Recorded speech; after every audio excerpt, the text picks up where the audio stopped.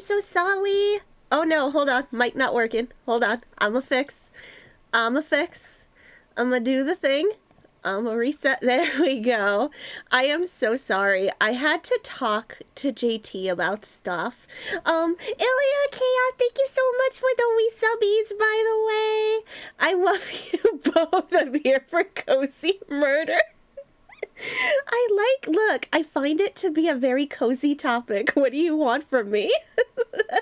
Yes, I have a puppy. I still have to try to fix out the jiggle physics on my Ami plush, but I have pupper plush. Hello, twin. How are you? So I will fix the jiggle physics eventually. But I'm sorry, we had to talk about stuff. Before I went live, I also need to take my meds, so kindly have to remind myself to do that. Wow, I can't believe Okami gave her VTuber jiggle physics. No, it's the plush. I don't have jiggle physics. This little one in my hands does, because I can't get it to sit still. Pretty sure you have to tie the dog to the body. It is tied to my, I think it's tied to my body.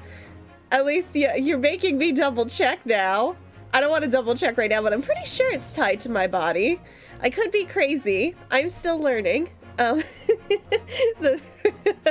still learning. It's the smug smile. It knows about the murder. It knows what went down. So, yes, we are finally back to more Ace Attorney tonight. We will continue last case of first Great Ace Attorney. But how is everybody? I hope everybody who got slammed with snow didn't get it too bad. But yeah, I am back. I'm so sorry about last night. JT really wasn't feeling good and then wound up sleeping for like 12 hours. So I just wanted JT to get the sleepies without me streaming noises in background to keep them awake. So you know that. Oh, the highway got shut down. I know Ilya took a snow day, which I guess panned out really well if the highway got closed anyway. Finally, I have a winter coat that fits you. Oh, nice! I hope you enjoy that new winter coat. I hope it keeps you warm and snuggly when you gotta go out. I need a refresher of what I was doing. We were kind of just poking around here, I think, for evidence. Help, I had to go outside, and now I'm cold. Ilya, come here. I shall give us the blankies. We can snuggle under blankies and watch movies, and I make us popcorn, or whatever else you would like. I actually have to go buy popcorn. Hi, Nacho, how are you? Thank you for the toothless 50. Oh my gosh. We're Persona 5ing early tonight. Were we just I can't remember what the heck we were doing. So we're gonna have to look. We're gonna have to look around. As long as you don't mind extra butter popcorn, because that is usually my go-to. We are just Persona 5ing all over the place. I got nothing. Oh my god. There's a lot happening. There is a lot happening. The judgment of the oratress within the journalist corridor. I'm like, there's a lot going on. It doesn't end. Are you kidding me? Snood break already? Oh my gosh, that was fast. Okay. Hold on. Let me get it up. There's... I guess keep this going while we're snooting, I guess. Oh, right, Splatfest in like 2 days. I completely forgot. I completely forgot. I have to be ready for that, and I'm not ready for it. I'm feeling like really hecking rusty. Everybody's restless. Valid. We didn't have stream last night, so valid for the restlessness. I am also feeling that, but it also could be I need caffeine. There is a lack of water. I see a lack of water right now. It also didn't help. I was up all night, like, reading fan fiction, so... You know, when you find a new one that's already, like, chapters and chapters in, and then you just want to read the whole thing? Yeah. That was kind of like me last night. And I'm like, my eyes are bloodshot, to be honest. I'm like, I'm feeling like I'm falling over. Oh, hold the phone. I am really bad at this tonight. That's Bards and no when you realize when you realize how many hours you're gonna be up. So that was just kind of me. That was kind of me last night, since like JT like went to bed early, and I was like, oh good, I can get my reading done early. Oh my gosh. Oh no, what we getting? Snoot is in the way and I can't see it, so I guess I'll find out soon as this match is over. Eventually. Heck. Oh no, here comes the weird one. There we go. I'm gonna try to get this in. And I'm trying to desperately remember what we were doing. Oh my gosh. Your days were off for yesterday and today, so you didn't have to deal with the snow day. Nice! Kind of hoping for a snow day on Friday. Oh yeah, we're getting hit pretty bad on Friday too. I think JT said to me that at least for right now, they're predicting like 10 to 12 inches. And it really sucks when it's on a Friday because it's not like there's school on. It's not like there's school on the weekend, so it's like, well, I guess that didn't really matter, you know? Hi, Shad, what's up? How are you? You literally have not missed anything.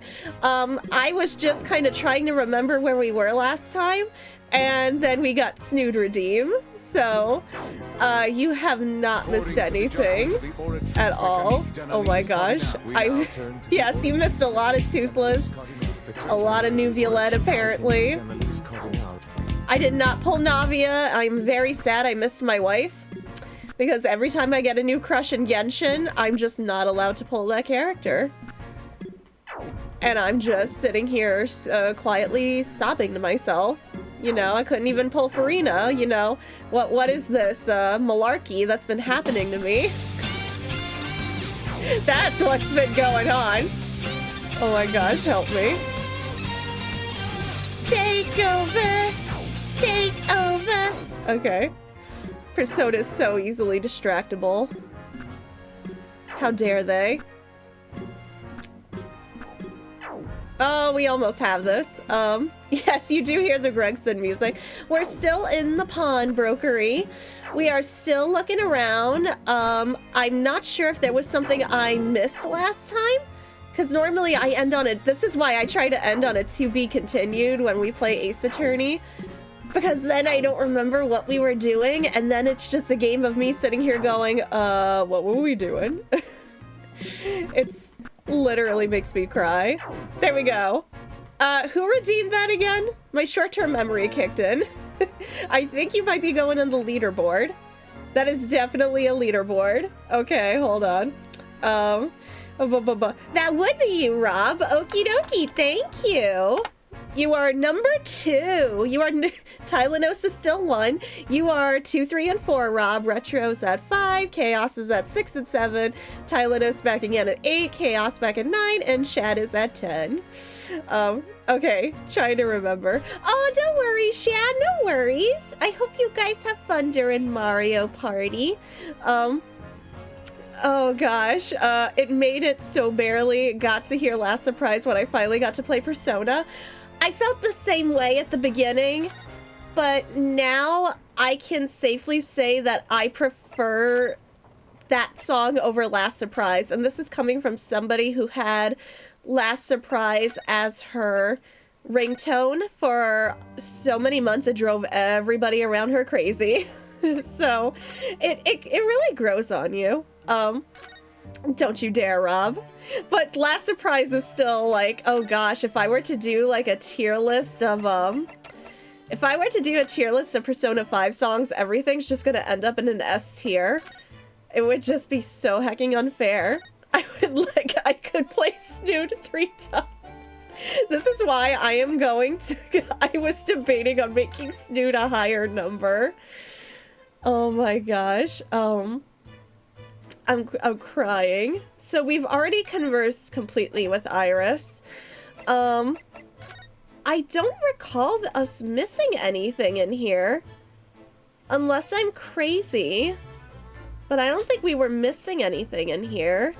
But I'm gonna double check.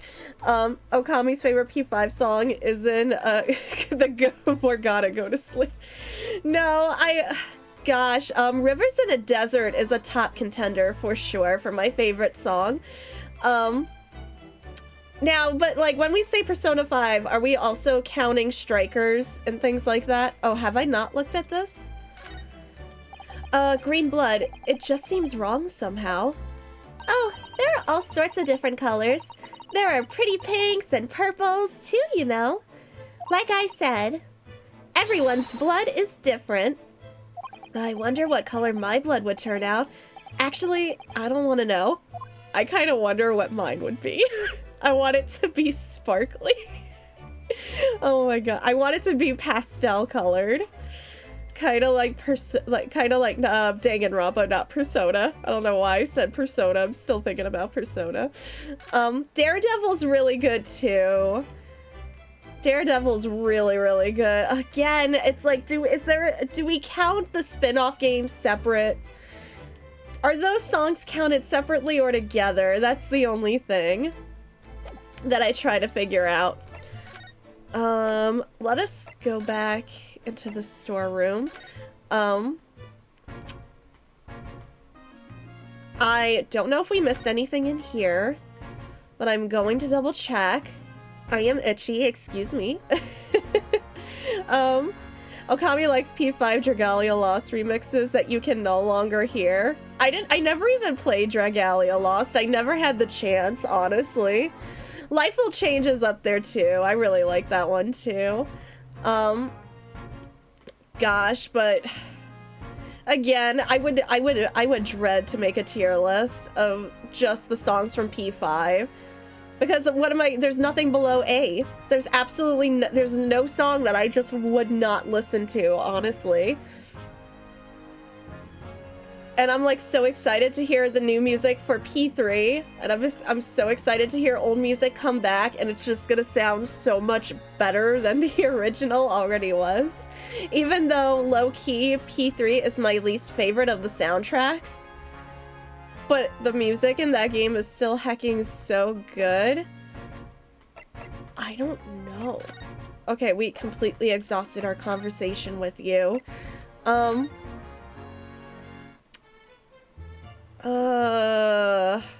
I don't know what we were doing.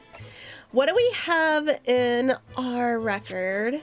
Okay, we picked up, I remember looking at the white cat photograph. I remember we looked at that, her representation papers, and then the manuscript that somehow somebody got an early look at that. The coat for the pawnbroker ticket and the blood samples. So it was, blue was Windy Banks, purple for Thrice Fired Mason, unknown was green. So we don't know whose that is. Okay.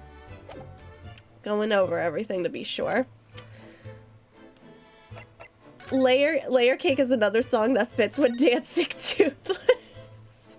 There were so many songs I could have picked, but that was the song that, like, I felt like when I was testing it out, I was like, oh, I feel like the dance just kind of goes with that song the best. Maybe I'm crazy. I'm not entirely sure. I'm so sorry. Like I said, I barely slept, so if I yawn, I apologize. Oh my goodness gracious. Is there anything else out here I need to examine? I feel like we've already looked at everything.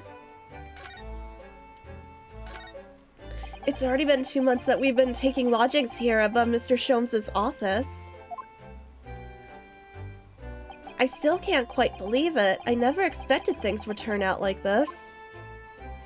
when Hurley comes back home, let's have a big party. That's a great idea. I'm sure it won't be long. Mr. Sholmes is very tough. Yes. Okay. So, already looked at that. Already looked at everything over here. Underappreciated pick, the tap dancing remix of The Days When My Mother Was There from P5 Dancing. Oh, one of my favorites. And it's not even from P5 Dancing. It's from P3 Dancing. It's Brand New Days. Oh my gosh, I love that song so hecking much. I will listen to that song on a constant loop. Like, I will never just not listen to that song. I don't think there will... Wait a second. Oh, this looks like a telegram. It is, but you mustn't open it, not under any circumstances. Alright, I won't.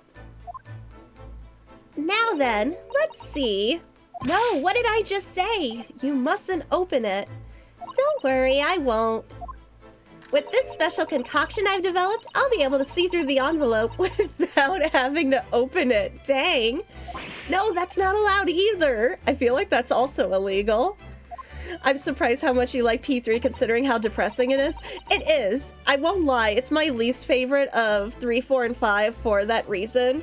It gives me like kind of this existential dread, but I still really like it for being a Persona game. No spoilers at all. But it's kind of like how every Persona's got a different feel to it, which is why I love Persona 4 to the lengths that I do, because it's just so, I don't know, it's just so silly and it's just so happy, you know, despite the things that happen in P4, you know, it's still, I love these characters and I love spending time with them and they just make me laugh all the time. But I still appreciate P3, you know? Spoilers, you get a Persona.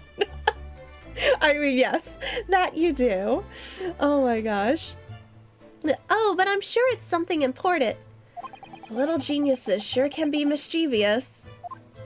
Alright, so we can't look at that just yet, but I was also curious. Do you know, I've never seen inside Miss Susato's room. I haven't so much as put my head around the door. Oh, Susie often invites me up. It's so much fun. Really? What's her room like? I can't tell you that. Oh. A young maiden's private chamber is a place of bittersweet secrets, you know. Where have I heard that before? I suppose some things are the same the world over. That is a hot... That is a hot Persona take, let me tell you that. We've only been here in London for about 2 months, but my desk is starting to look a little messy already. I would love to do a Persona tier list of all the Personas. Hurley's desk is far worse, you know. I'm sure if I try hard enough, I can make my desk as messy as Mr. Sholmes. Oh no, Ilya! She looked it up. Oh no, she already did. It's too late. Ilya, I'm so sorry. I wonder. You don't think I can? Well, it takes a certain genius to reach that level of disorder, you know? Discovered. The path to true mess is long and arduous. You may use however you like. The class trial will begin. Oh no! I'm sorry. I'm so sorry you had to look that up. No, don't do it, Sarah. Don't do it. Nobody look it up. If you don't know what it is, if you don't know what it is, don't look it up. Oh my gosh. I don't think there's anything important up here. I think we already did the shovel versus spade talk, but, I'll double check. Oh my gosh. I'm crying. That would be just a really long tier list of Personas to go through. But I feel like my favorite Personas would be obvious. Like, yeah, Unicorn. Yeah, S tier. Wow. Okami's like so basic.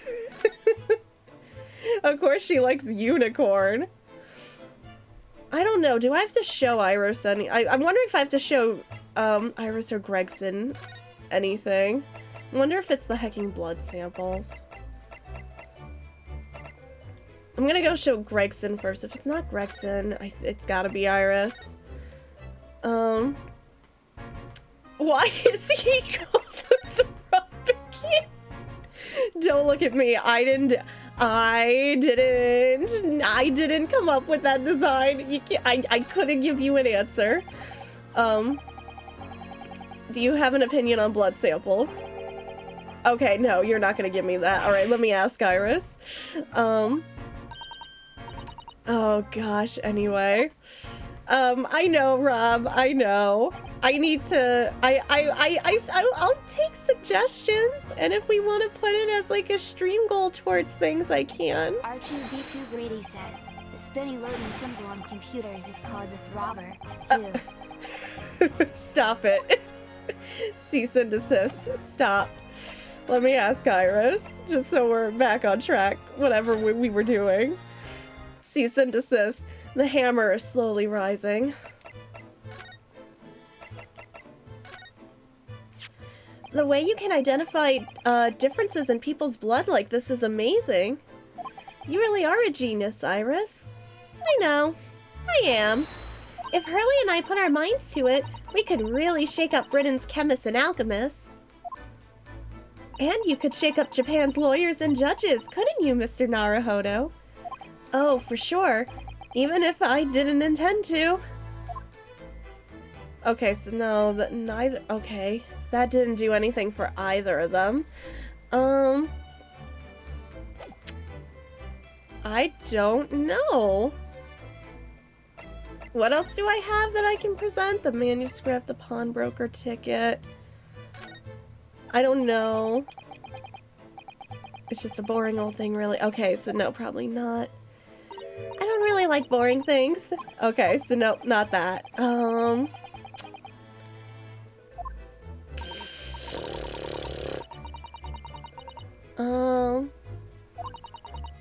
Maybe I can, the manuscript? Can I just go to the next day as my thing? I don't know if I can. I feel like I have looked at everything.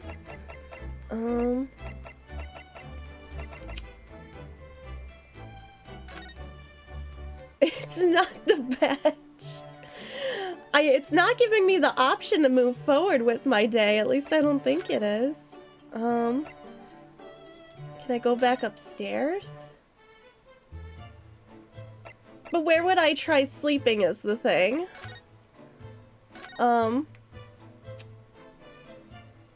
Because I don't see anywhere. You have news? I will take news. Hold on, I'm gonna not move down here. I'm gonna... It is not. You're joking. I don't believe you. Are you gonna make me look it up? No. No. No. I'm in denial. Oh my gosh. I'm in such denial. Hold on. I need a sip. Oh my gosh. Okay. No. And Gina hasn't come back at all. At least when we went to prison, she didn't come back. I hate it. But that's what it's called. There's... But that's literally what it's called. I'm gonna go talk to Gregson, maybe? I don't know. Greggy, do you have anything? Can I show you... I don't know, the co-ticket? Could you give me your opinion about this? No. Okay, so I probably can't show Gregson anything. I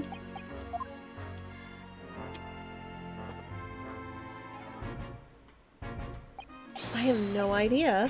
Oh, hold on, let me look it up. Oh no, is there a tweet about it? I regret to inform you that we have just learned that I voiced Persona.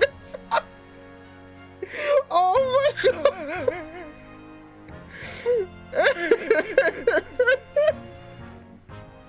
Oh my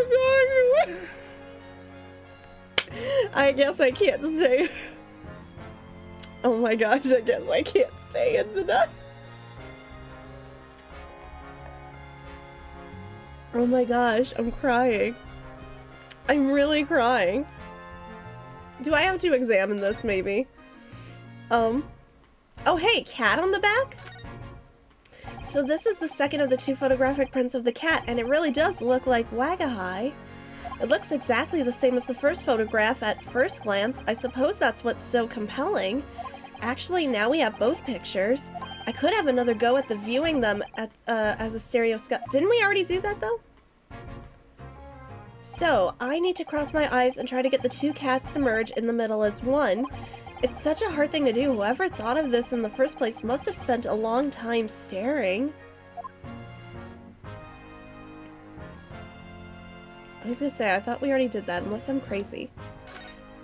So this smear is blood. Yes, it reacted to the chemicals fired at Iris's strange gun, so it must be. And it does look as though it's a thumbprint from a hand in a leather glove. Mr. Sholmes wears leather gloves, doesn't he? He wears fingerless leather gloves, though. Fingerless. Oh dear. Is someone a little upset? Do I have to look at that? Mr. Windybank appears to have used the back of this photograph to write out a redemption ticket. He's written it very neatly, but still, perhaps he ran out of paper, so had to use anything he had to hand. It's hard to know what's the front and what's the reverse side now. I have not heard the redub of Evangelion. Honestly, Evangelion's so hard to go back to just because, again, I get sad. Okay, so no, it's the same thing.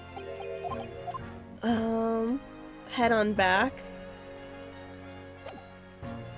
Do I have to show Iris the manuscript?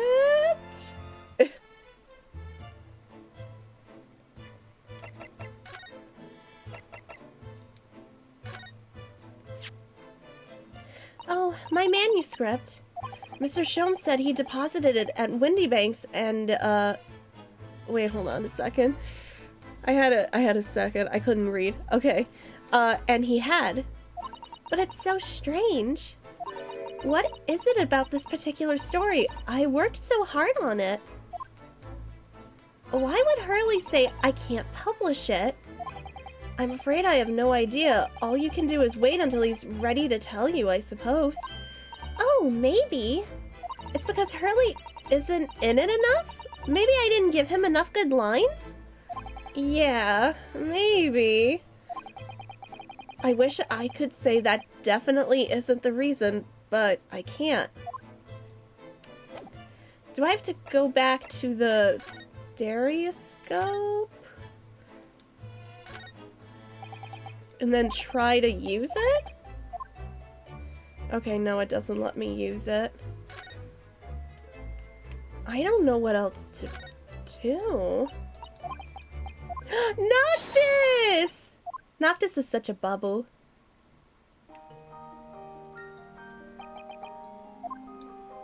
Oh, it's the music box again.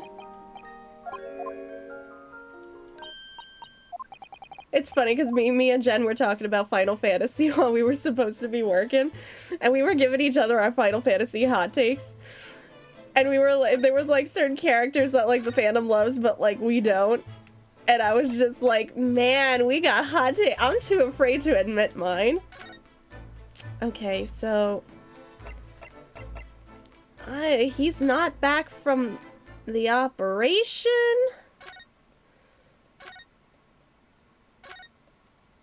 I don't. Gina's not back yet either. So I'm not sure here.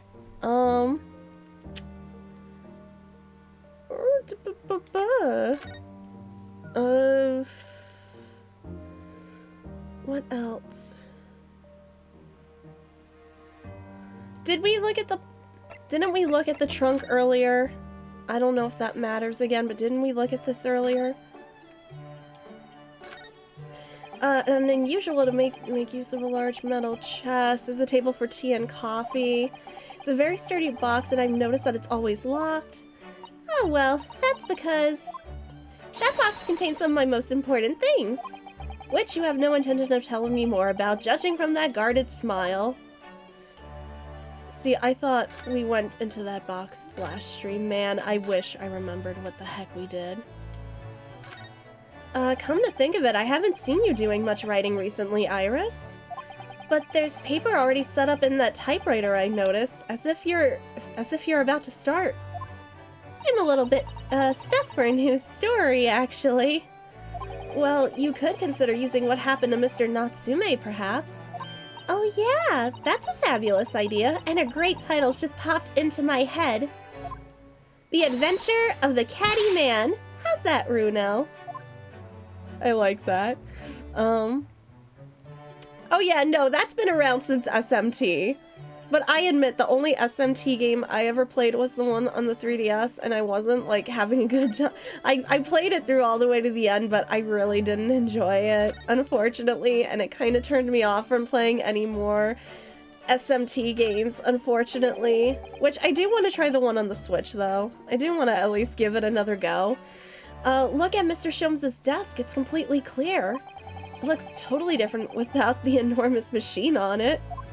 Hurley lives in an absolute mess all the time. He never notices when things go missing. Even Mr. Sholmes must have noticed that huge lump of metal is no longer there, surely. Oh, I don't know what else to do. Yes, the letters V and R inscribed on the wall in bullet holes. Isn't it the initials of the Queen or something? That's right, but Hurley isn't a very good shot, sadly. I can't remember how many times he had to replaster that patch of wall before he managed to make the letters. Is he a patriot or a plasterer? Oh my gosh. Poor Hurley. There's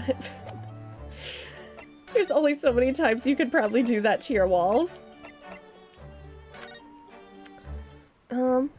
Did the one on Switch get mixed responses? I thought people liked that one, unless I'm really crazy.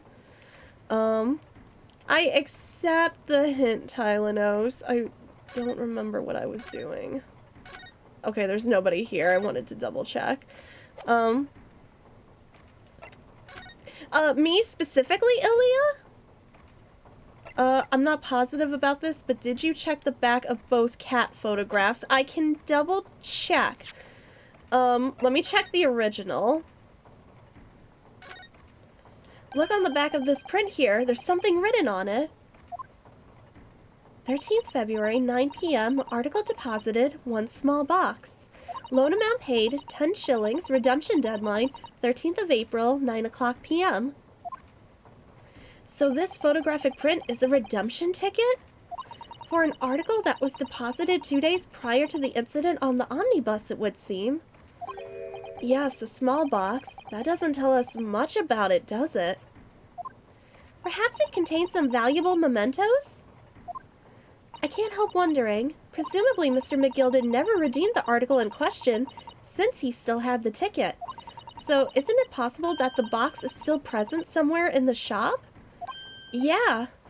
If it's something McGilded deposited, we need to investigate. Oh, Tylenose, I love you. I know I tell you that a lot, but I do love you. Oh my gosh. It's mementos! Time to ride the cat bus. Yeah, remind me which game that is too. Just because I don't remember. I can't remember which part of the store we're going to. It could be... Let me try the front of the store.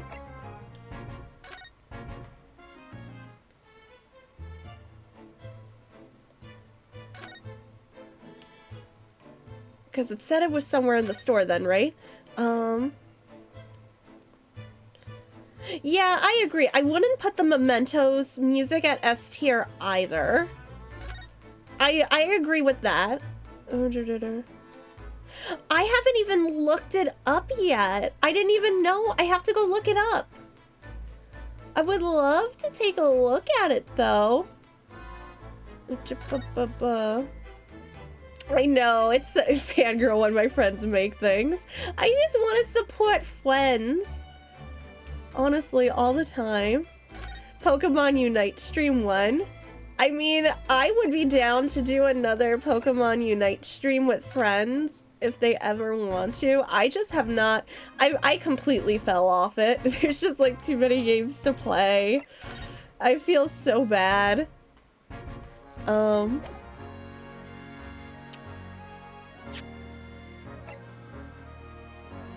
I just have to... Hold on. Do I have to show this to Greggy, maybe?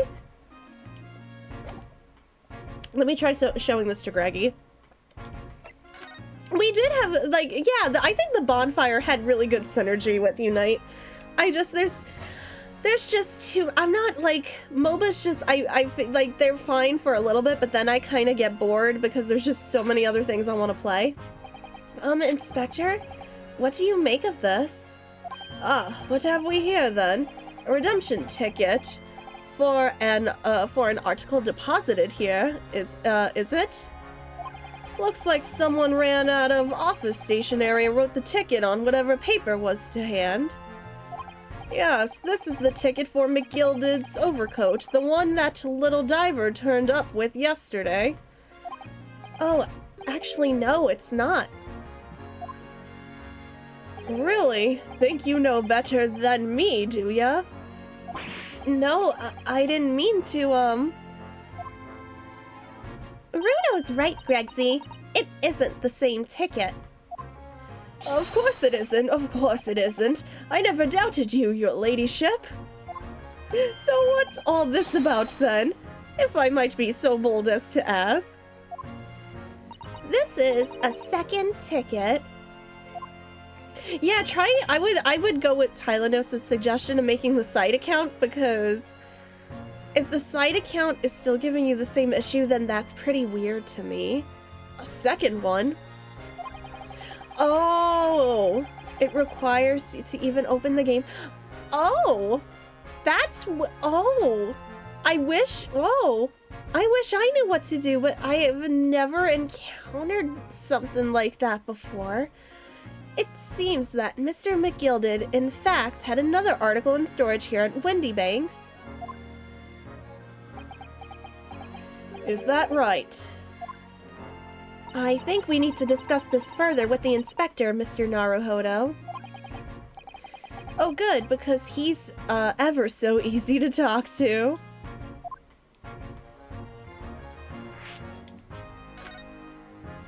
This ticket was in one of the pockets of Mr. McGilded's overcoat. You mean to tell me?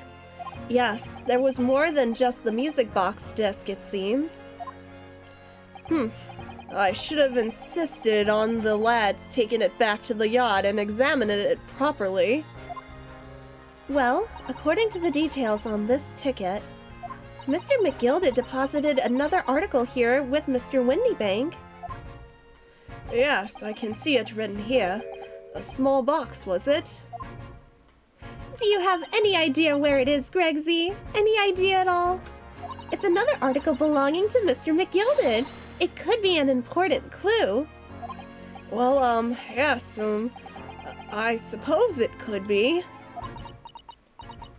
Please, stop looking at me with those big turquoise eyes all full of hope and expectation. I don't know why. Like the Flying Dutchman, like, just stop looking at me with them big old eyes. It's too much pressure. I'll lose me marbles, I will. I'll go balking. This is no time for dog impressions, Inspector. That's enough sauce from you, Sunshine.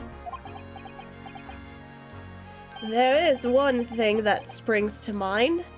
According to this ticket, the redemption deadline's already passed, hasn't it? Oh yes, of course. Articles are only held for 2 months. So the small box will no longer be in here then? That's right, it's been forfeited. Which means it could be on the shelves in the front of the shop where the forfeited items are offered up for sale. Yes, the shelves in the front. We must search them at once. You're wasting your time. Oh?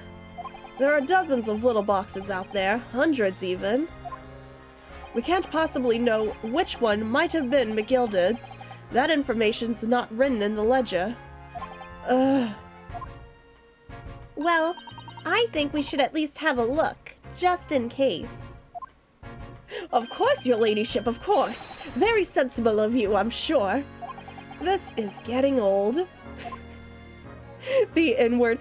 Gosh, I love how inwardly sassy Renosuke is at times. Oh! I nearly jumped out of my skin there. How could Mr. Windybanks set such a wicked trap? I doubt he set out to scare anyone. Is that really the time? I think perhaps we should pay Gina another visit soon. Oh? Her trial is tomorrow. We must establish whether or not you will be defending her. I think we should ask her one more time. She may have changed her mind. Don't you remember, Runo? You told her she could rip up the representation papers if she didn't want you to be her lawyer. Really? Did I say that? Yes, you did. The deadline for submitting the paperwork is fast approaching. In that case, we had better hurry back to the prison and talk to Gina again. No, boys! Don't touch that stuff. Me talking to everybody in the store. Now, boys!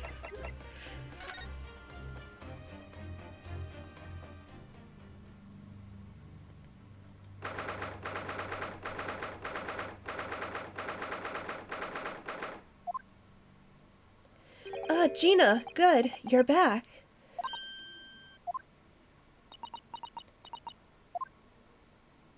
The police must have finished questioning her then. Oh, how was it, Ginny? Was it awful? Didn't bother me. Thank you for the papers you signed before. It meant we were able to investigate at Windybanks. Oh, right.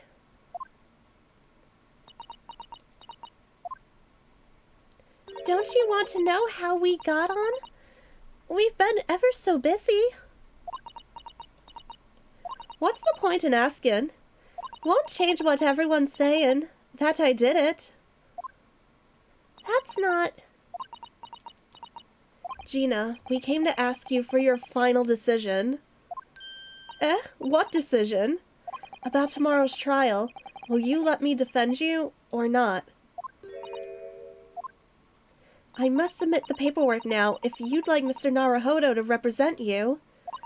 Right, I see. She's really lost her fight all of a sudden. I mean, if she wants us to defend her from the Oratrice McNeef at least Cardinal. Otherwise, she's gonna be super guilty. But I know what that feels like. The worry is just so hard to bear.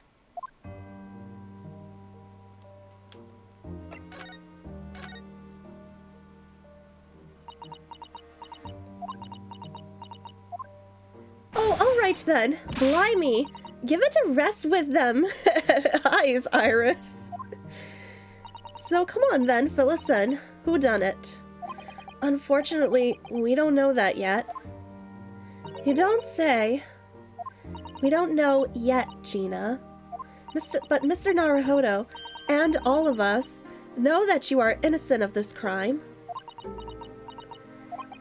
And while we haven't yet managed to work out who the real culprit is, there are a number of interesting facts that we have managed to establish. Oh yeah? Like what? Well, for example, the reason for you being here in the first place? I know. I think I know now why you broke into Windybanks that night. It looks like I'm going to have to take some evidence that clearly reveals the reason and thrust it in Gina's face. Or I could present it to her calmly, I suppose.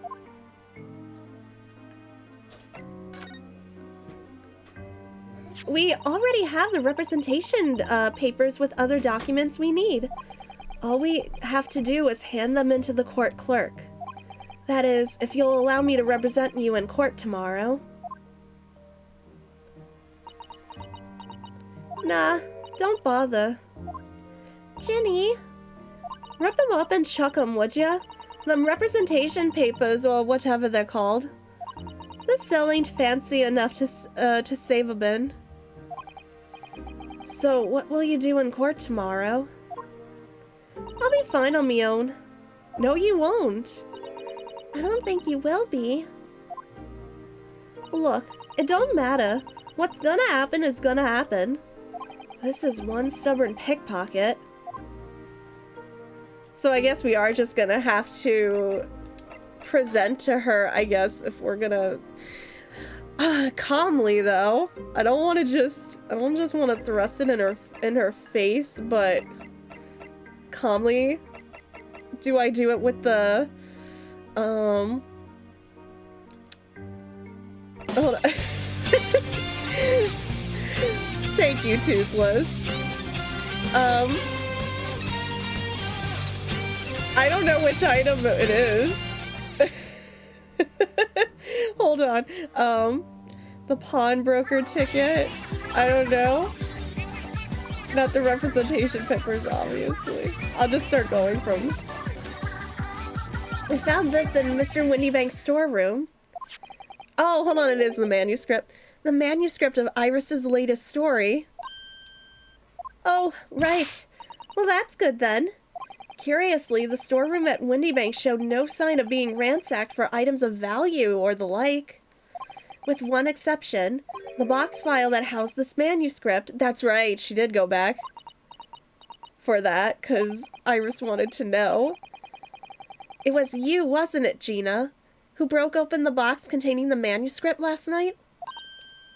You were determined to find out whether or not the Hound of the Baskervilles was really there. That's the real reason you broke into the storeroom last night, isn't it? Why don't you tell us what happened, please?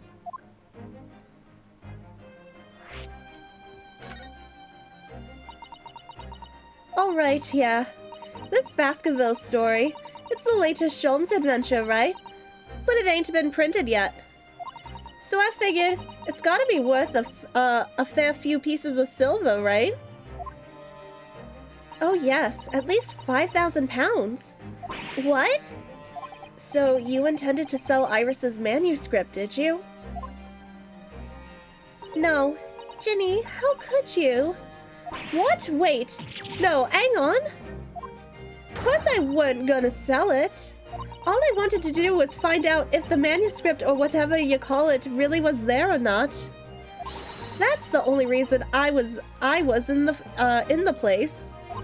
For Iris's sake, isn't that right? We knew why you'd done it from the start, Gina. Of course we did. But... I knew you wouldn't do anything mean like that, Ginny. I just knew it. Well, when I saw the manuscript in the storeroom, it reminded me of what you'd said the night before. I promise I didn't. Grown-ups do a lot worse than that, believe me. Barefaced liars, the lot of them. You just ain't realized it yet. I'm telling ya, that mantle script ain't at Windybank's. You'd soon see if you had a look. If I'm honest, I have wondered if Hurley's telling me the truth sometimes. I mean that I sometimes wonder if he might have hidden my manuscript somewhere. Somewhere I don't know. Even though it's wrong of me to doubt him.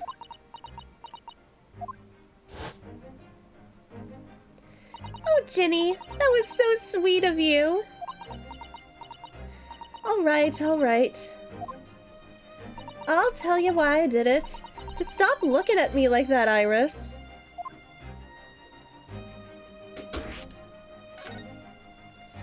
It weren't because of Iris. That's not why I did it. I just wanted to know the truth, that's all. You wanted to know if Mr. Sholmes was being honest. Salami. if he'd really deposited the manuscript at Windy Banks. It's like I told you the night before. I never had a father. But Iris's lot ain't like mine. She's got her dad. Only she can't see him. And I reckon that's gotta be odder. That's why she writes her stories. They're about her dad, really. That's what it sounded like to me, anyway. Last night, when I was listening to what you were saying. Stories? About Daddy? You mean they're not the adventures of a great detective, so much as the adventures of a great detective and his trusty partner? Well, that's how I see it, yeah. You're so thoughtful and so kind, Jenny. Yes, and we never thought any differently, did we? Look, give it a rest, will ya? I ate all this chummy nonsense. Do you hear? I ate it. I don't trust no one, right? That's how I work. 'Cause if you don't trust no one can let you down. So leave me alone. Go on. Scupper.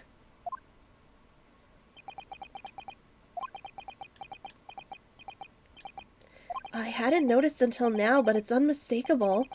Right there on both sleeves of that overcoat are some very suspicious red stains. Oh, whoa. I see them now. What? What are you looking at me like that? I think it might be worth presenting some of our other findings in that area to Gina now. I am not calling Shom's daddy. He's too much of a himbo. Oh. Are we talking about the blood samples? Or are we talking about the coat? I think we're talking about the blood samples. Those stains on the sleeves of your new coat, Gina. They're blood, aren't they? Not that I know whose blood yet. What? Blood, Mr. Naruhodo? You don't appear to have any obvious wounds yourself, though. So could it be blood that spattered from Mr. Windybank when he was shot last night? Let's not beat around the bush here. This trusty friend of mine will get results much faster than anything else. Take it easy, Iris. Iris, be careful where you're pointing. Don't move, Ginny. I'm going to shoot. I was gonna say, did she fall down? Wait, that's the blood of thrice-fired Mason. Why am I saying this like it's a Scooby-Doo episode? Oh my! What the? Forget the sleeves. The whole coat is covered in blood. Of course. The black color of the fabric was masking the stains. A body has been That's why we haven't seen them until now. After a certain amount of time, which you may use however you like. Oh my gosh. The class trial will begin. And the blood has reacted with the chemical to turn a purple color, which matches one of the samples we've already collected perfectly. Yes, now let's see. Who had the purple blood? Aha! Yes, it was the brickmaker, Mr. Mason, the victim of the murder case 2 months ago. This Danganronpa blood is just straight up pink. Dimbo. It sounds too close to Dumbo. I don't like it. Oh my gosh, I knew it. What are you all on about? The victim? What do you mean?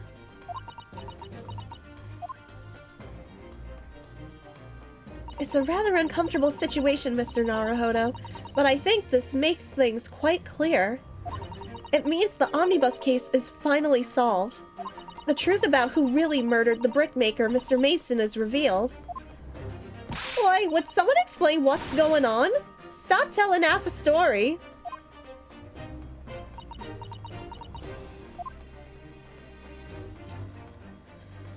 Hold on, let me see this. I love Pokemon, hold on. Pokemon versus Digimon. And, you know, he turns into a... Hold on.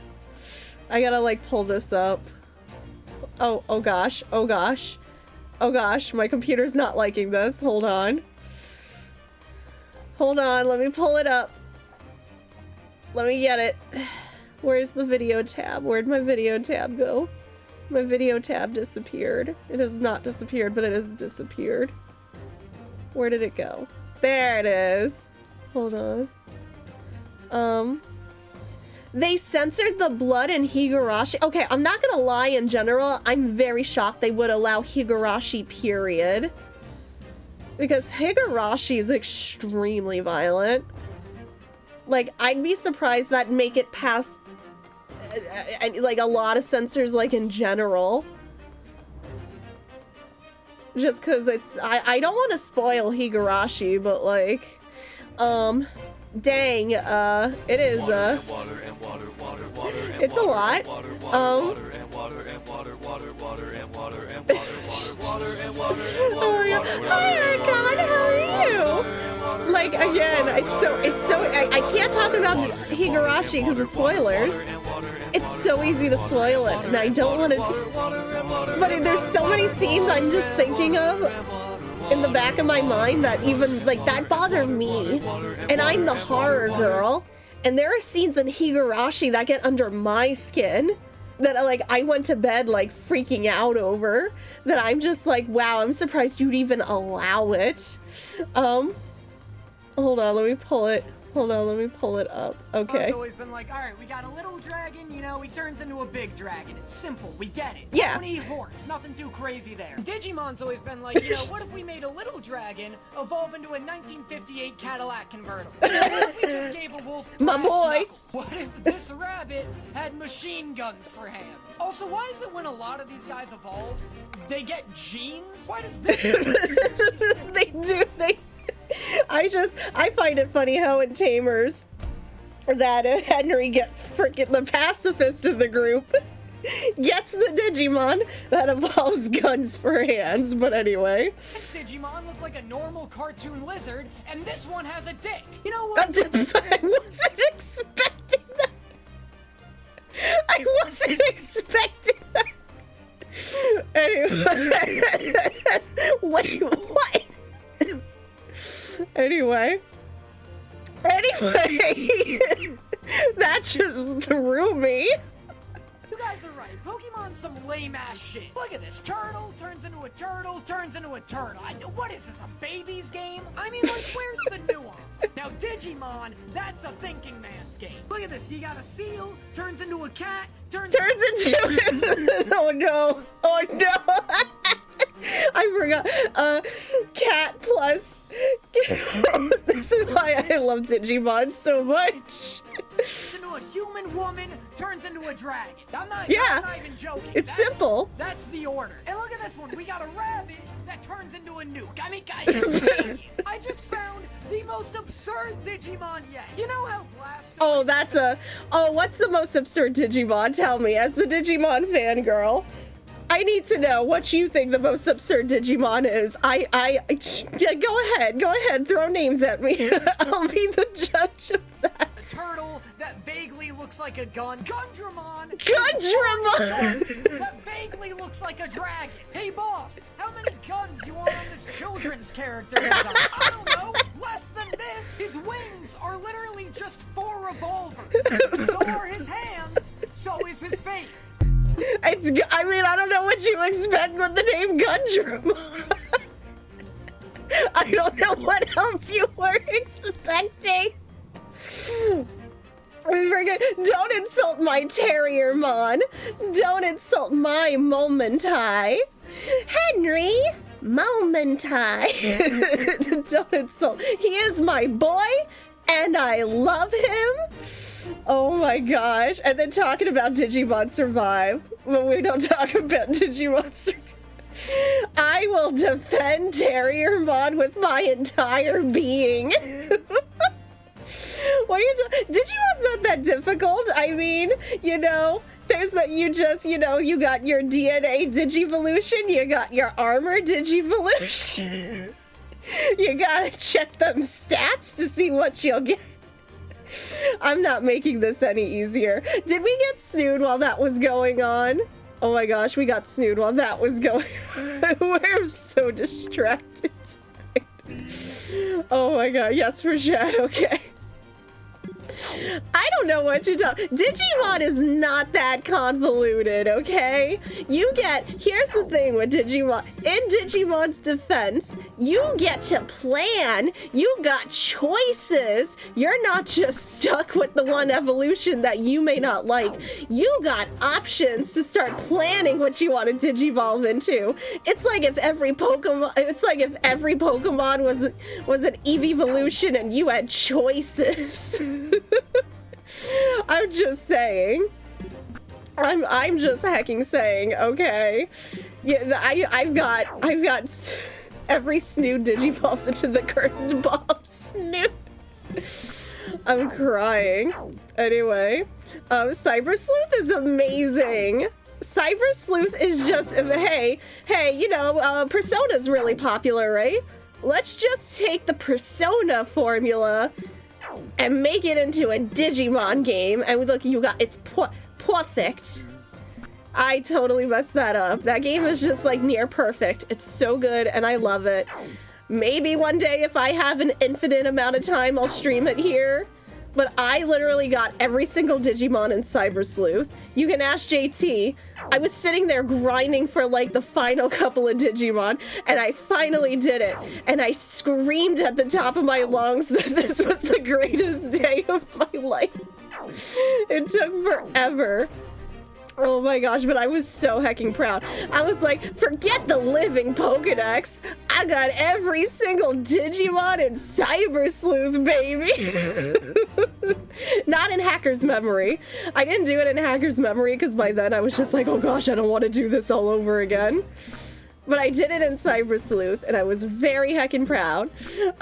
Linear Evolutions, fudge that, we gotta fudge it spider web a Digivolution. Of course there's the spider. Can we not? I mean, come on. It's every freaking monster collecting game, every RPG has something related to a spider. How many spiders does frickin' Pokemon have? You got frickin' Ariados and Joltik. I'm like, you got so many hacking spiders in Pokemon, for crying out loud. I'm not slandering the spider Pokemon. I love spiders. You're talking to the girl who loves spiders. I do not slander spiders. We love and appreciate spiders in this house because they eat mosquitoes, and those things will eat me alive. There's a lot of mosquito slander in here, absolutely. Because mosquitoes just suck the blood from you, they buzz in your ear at 3 a.m. and they leave you with like allergic reactions that you can't go to bed because you're just really hecking itchy and they carry a bunch of diseases. Mosquitoes are just the spawn from Satan's armpit and you can't convince me that isn't a fact.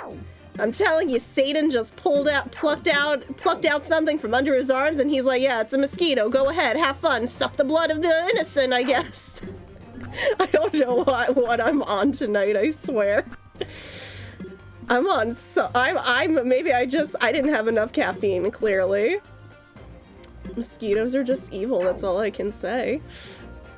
So I might not be a Digimon expert, but I can tell you why almost every Digivolution has a form with genes. It's in their genetic code. Rob?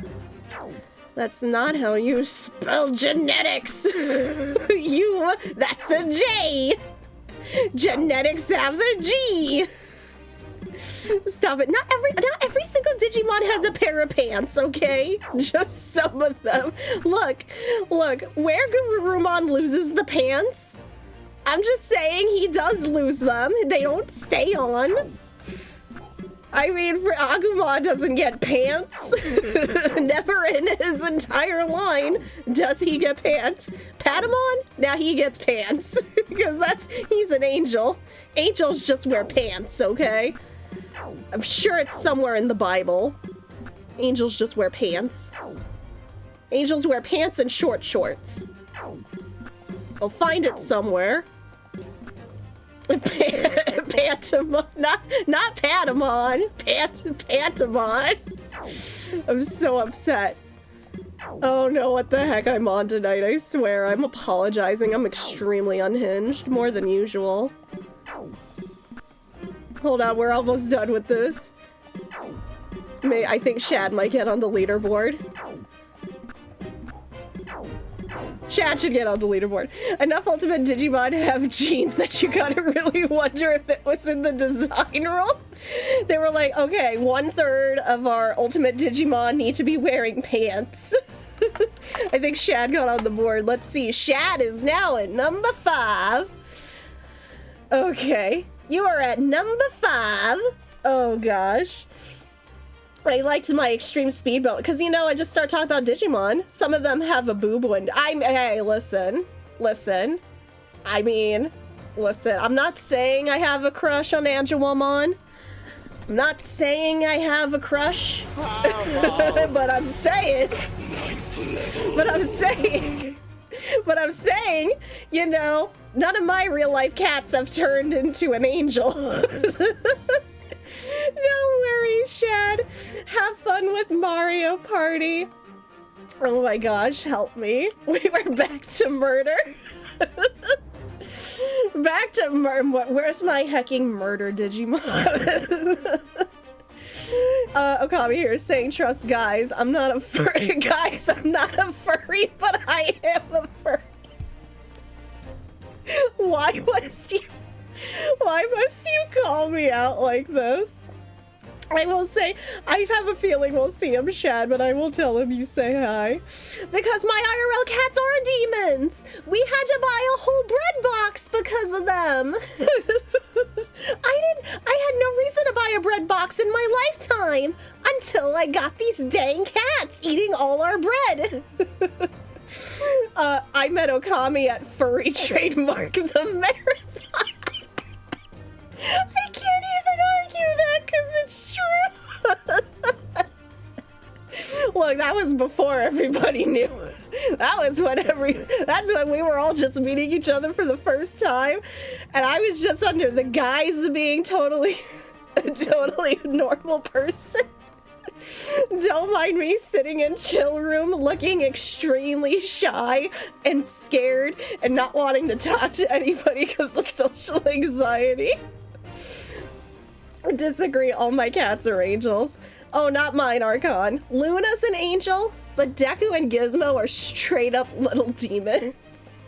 One's named after gremlins, and he actually is a gremlin. Like, they just cause straight up, especially Gizmo is the worst offender. He just is a terror constantly throughout this house. He just chases everybody. He'll start messing with your feet. He'll eat your bread. He'll jump up on the desk looking for food. He's absolutely a terror. Oh gosh. We can see now that the victim's blood is all over Mr. McGilded's overcoat. But in the trial 2 months ago, the defendant said this in his testimony. Now I ask yous, what good-hearted soul wouldn't rush to help a fella bleeding from his stomach? I wasn't about to start worrying about me gloves now, was I?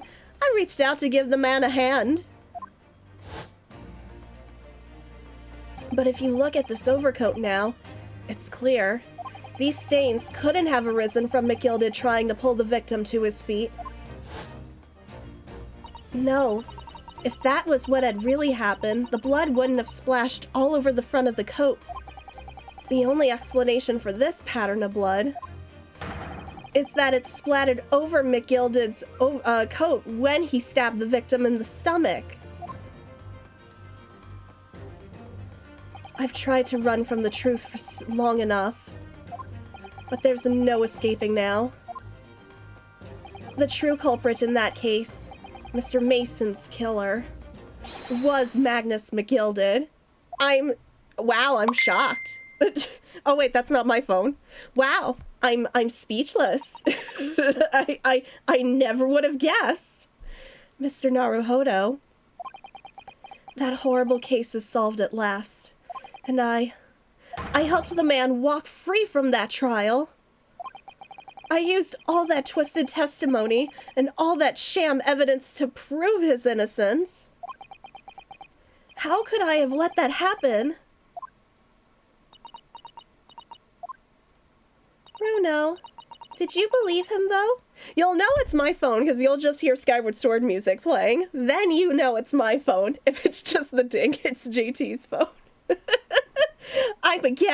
I'm shocked. Well, not that shocked. No, this man was straight up during his trial.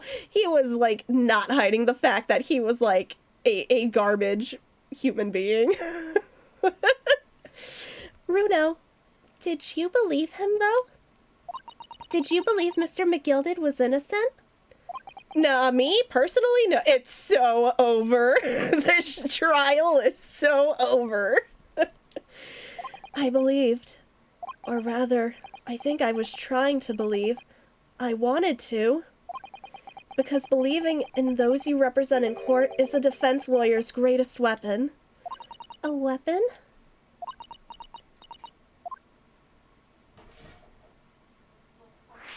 Oh, see, look, the cat's getting into trouble. I just heard a noise. And I hear JT going, what's going on? Before we came to Great Britain, a great friend of mine taught me a valuable lesson. Yeah, friend, in air quotes. You mean Kazuma-sama? Listen, Ryunosuke. We lawyers are only human. We can't know for sure what is the truth and what is a lie. Which is why we must resort to our primary weapon, an unwavering belief in our clients. That's all we really have. Unwavering belief? Only when we truly believe what our clients tell us can we fight with everything we have for their cause. In any battle, there can be no victory without faith. So I believe you, unwaveringly, I cannot speak. And they were roommates. I miss you, Kazuma! What's funny, Gina? Sounds like in this Empire of Japan where you come from, everyone must be soft. Well, come on. Look at the mess it's got you into. Believing it that bog trotter. Yeah, I inadvertently helped a murderer walk free. Well, at least you've learned your lesson now, eh? Believing in people's never worth it. Someone always stabs you in the back in the end. Soon as you let down your guard, you've had it. Take a leaf out of my book. Believe no one. Get hurt by no one. Gina, may I ask you something? What? I'd just like to make absolutely sure. What would you like us to do with these representation papers for tomorrow's trial? How many times do I have to say it? Rip them up and chuck them away. Are you really sure that's what you want? I bet that's what he wants all now. Mr. I'm a believer lawyer over there. And then I saw her face. I'm a believer.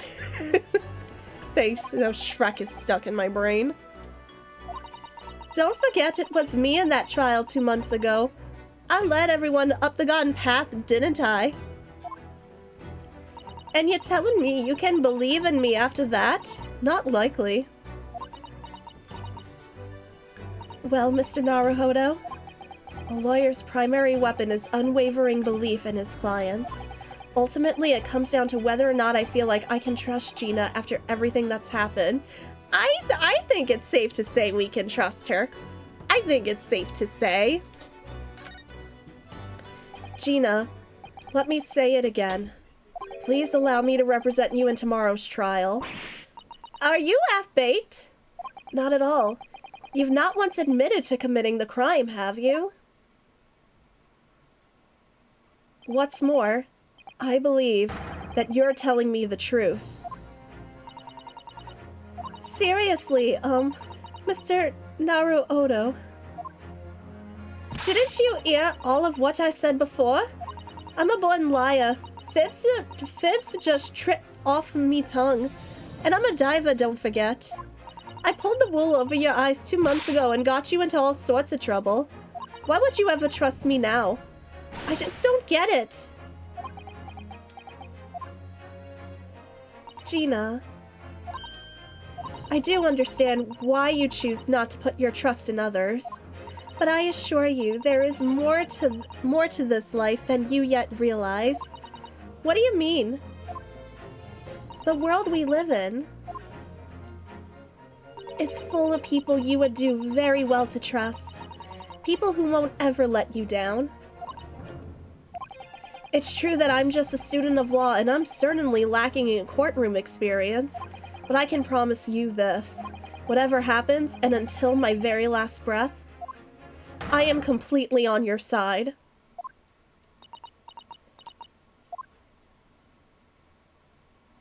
What? What do you expect me to say to that? Oh, is she crying? Then it's decided. I will take these papers now and carry out the necessary preparations for tomorrow's trial. It would be a shame to throw them away now after it's been penned with your name so heartfully. So beautifully, I can't read tonight. Do what you like. You Eastern Lotta, I don't know what you are. I don't get ya. Oh gosh, the real Shrek question is how did Dragon and Donkey have babies? Look, I don't even think about that. I know the chromosomes don't match up. I don't even attempt to try to explain that. Gina's taken herself off to the back of her cell. She'd never admit it, but I hope she's feeling relieved. That turned out all right in the end, I think.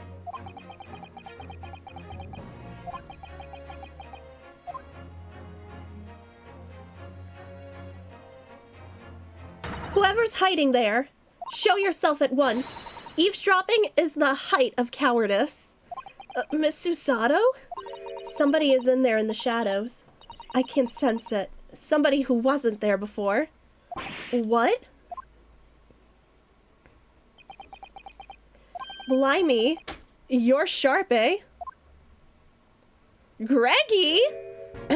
What you doing? I suppose you were using one of those mystic Japanese arts, like the art of stealth I've heard so much about. If anyone was being stealthy, it was you, Inspector. Gregsy? Oh dear me, I am most terribly sorry, your ladyship. I didn't mean to startle you. How long have you been listening in on our conversation? Good grief, listening in? No. I just got word that there were some visitors who were refusing to leave even though it was after hours. I assure you, your ladyship, I only just arrived. This very minute, not a moment earlier. That's all it is. Nothing untoward. Nothing at all. After hours? Is it that late already? So then, I'll humbly excuse myself now, your ladyship. Ta-ta, toodaloo, cheerio, all the best. Bye, and bye. That's a lot of farewells, and not one of them appropriate for her ladyship. Oh, but I wanted to have a chat. I'm terribly sorry, but time is pressing at the minute. Oh, I see. That's a shame. If I don't get this emergency at the Supreme Court dealt with sharpish, Lord Strongheart will, well... Emergency? Lord Strongheart? Nothing. Forget I said anything. Anyway, I'm off. Alright, Gregsy, if you have to. But let's chat soon. Delighted, charmed, can't wait, if you please. My pleasure. I've never seen him this, I've never seen him this eccentric before. That's a lot of pleasantries, and not one of them sounded sincere. Gregsy's so funny. He says such silly things. It's certainly entertaining to see an inspector of the police fawning to a 10-year-old girl. But anyway, I wonder what this emergency is at the Supreme Court. I must attend the court clerk's office now before it closes. Yes, of course. Thank you, Miss Susato.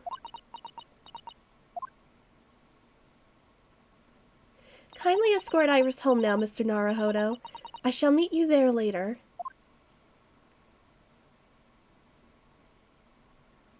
Oh good, hold on, I need a sip.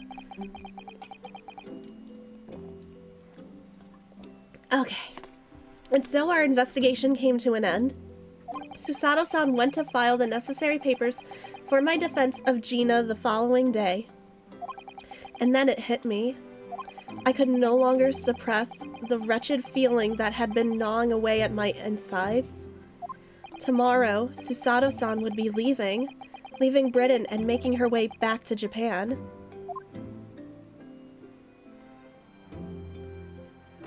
I don't want her to go! I know her dad's not well, but I don't want her to leave us. I love her. Naruhodo-san, it's been a very trying day, hasn't it? I do hope you're not too exhausted. What about you, Susato-san? Today's been even more trying for you, I'm sure. Mr. Sholmes was shot before our eyes. Gina was arrested. All on the back of the news that her father has fallen ill and she must return to Japan at once. I hope your father recovers soon. We're about to. We now return to. We're about to. It's almost that time. Thank you for your kind words.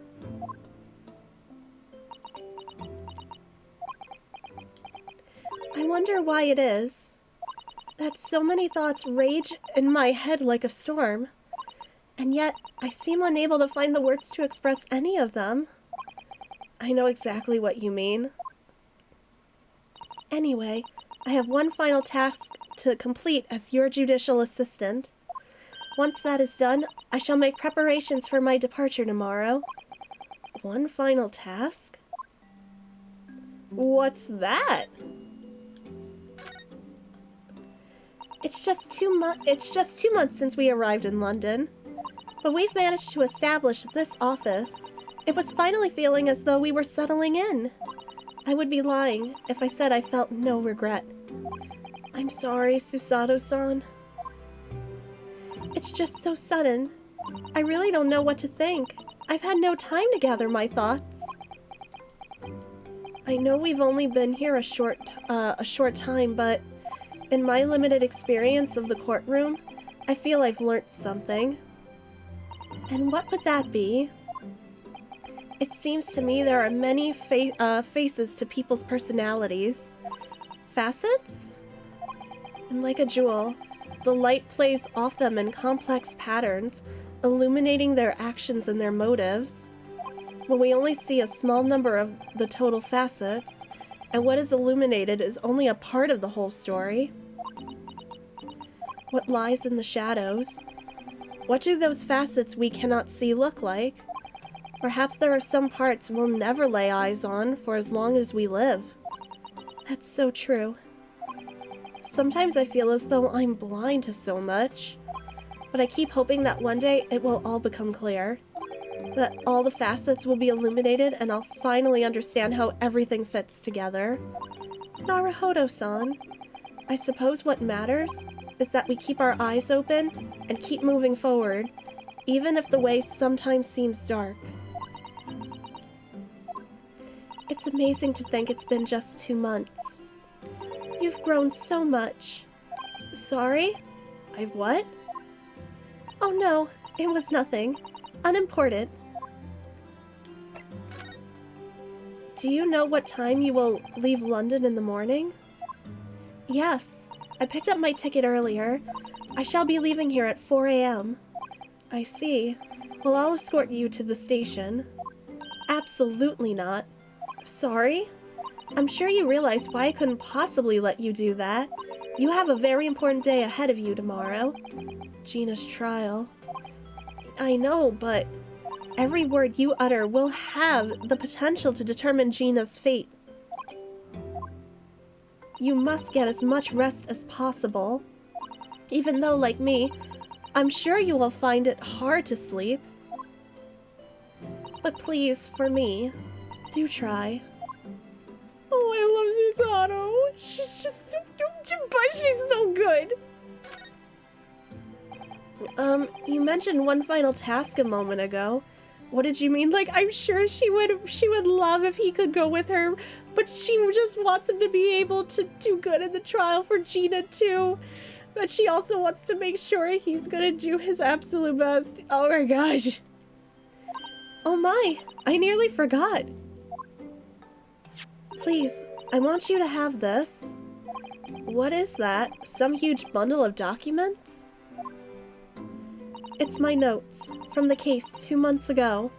The murder that was committed on the omnibus. There's a salami in there in case you get hungry. A McGilded case. It seems to me that this case of Mr. Windybank's murder, of which Gina is accused, is very much tied up with that omnibus case, in ways that are not yet completely apparent. So I took the liberty of consolidating my writings about the case for you. With everything else she's had to think about, Susato-san still managed to do this, and all neatly laid out for me in her beautiful handwriting. It was my pleasure. I can only hope that it will bolster your case tomorrow for Gina. Thank you very much, Susato-san. I will do my best to use it wisely. You really are the best judicial assistant in the world. Well, that's extremely flattering. But I'm sorry to say that I've been a complete failure. Sorry? I didn't quite catch what you said there. Oh, ignore me. I was just mumbling to myself. Why would you think that? You have not. You saved our comeuppance so many times.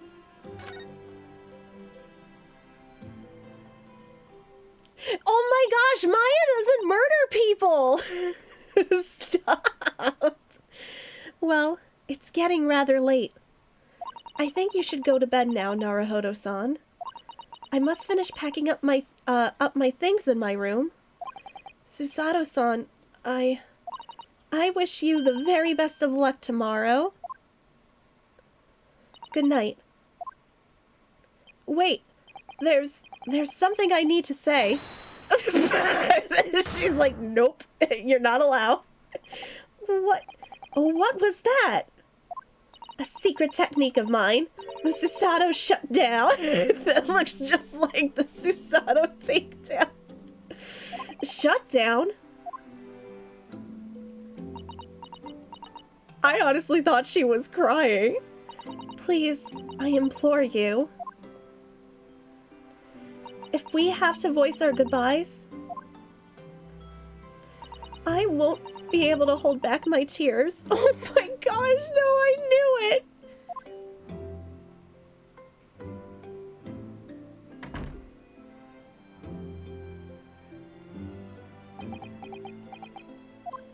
Susato-san. And they were also roommates! Gosh, don't you dare! Don't, you're making me do it too, don't. So I'm gonna throw you at the floor. I'm gonna leave you there. That way, I don't cry. She's like, I'm gonna make this as goofy as possible. Allegedly is the key word. And not once was she officially,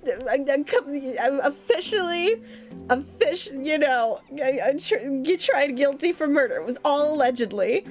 Maya never did no wrong. It truly had been a trying day. On our feet for hours, getting Gina to open up to us, and learning the truth about that nemesis of a case. Physically and mentally, I was exhausted. And yet the idea of sleep seemed impossible. But I forced myself to close my eyes, and as a cacophony of sense of our lives here in London played through my mind, eventually, my fatigue triumphed, and I fell into a deep sleep.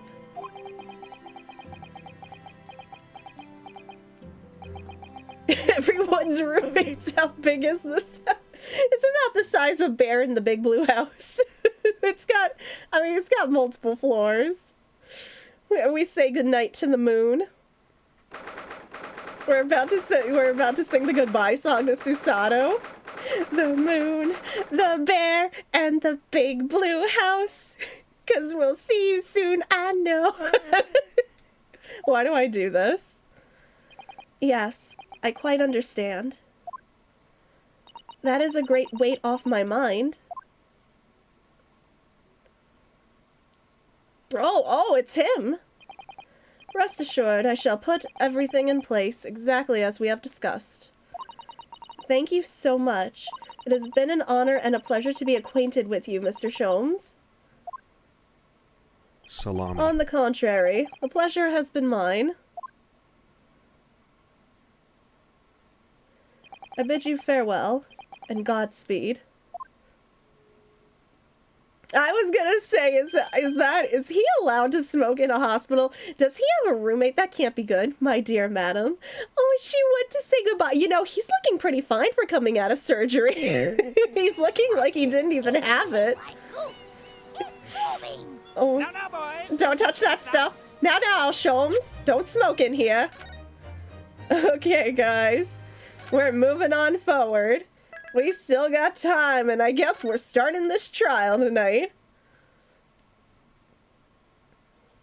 When I awoke the following morning, Susato-san was already gone. Outside the window, the rain came down in sheets, and so began an even longer day than the last.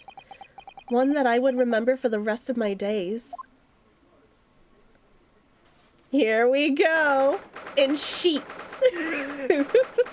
Hey, chat, who wants to go to Sheets after this? Who wants to go get some frozen hot chocolate?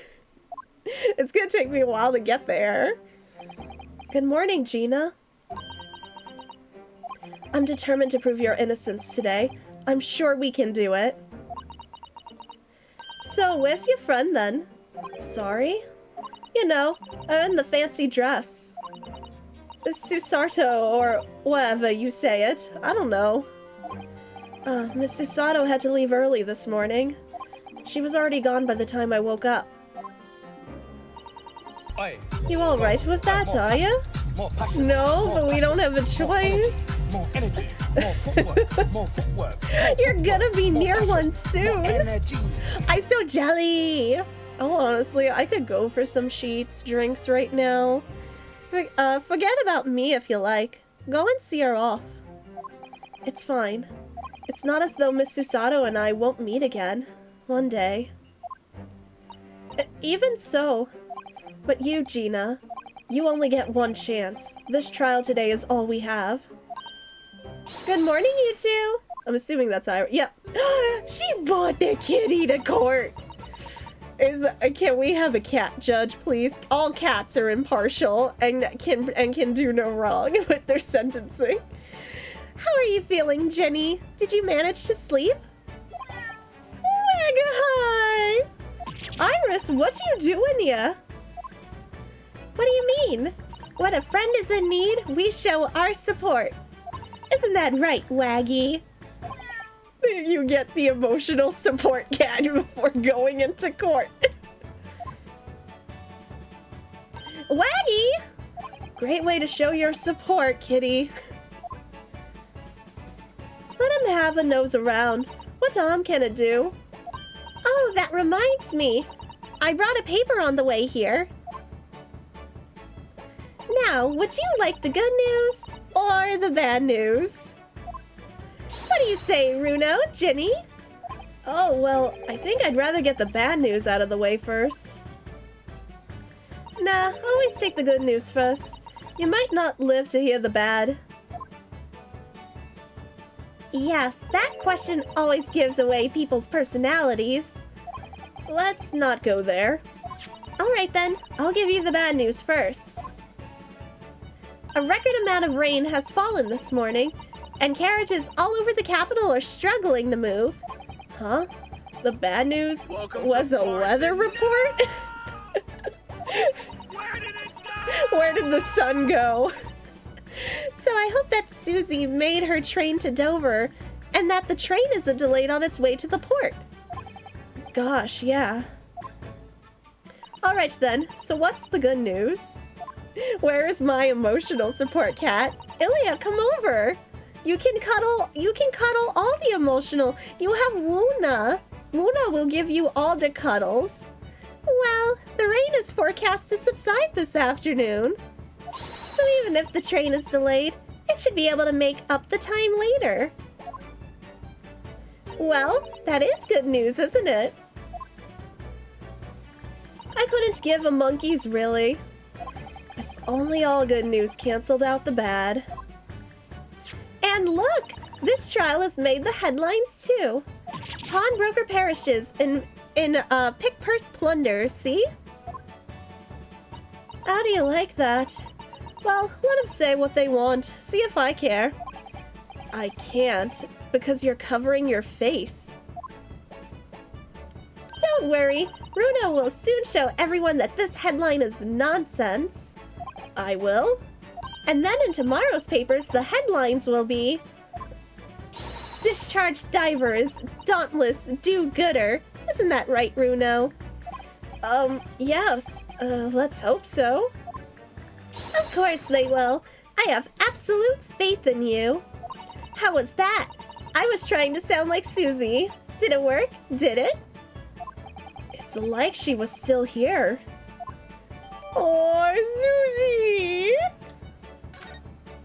Canada. The sun is Canada. So are we saying that Canada's hot to walk on? Good luck then, Runo. I'll do what I can.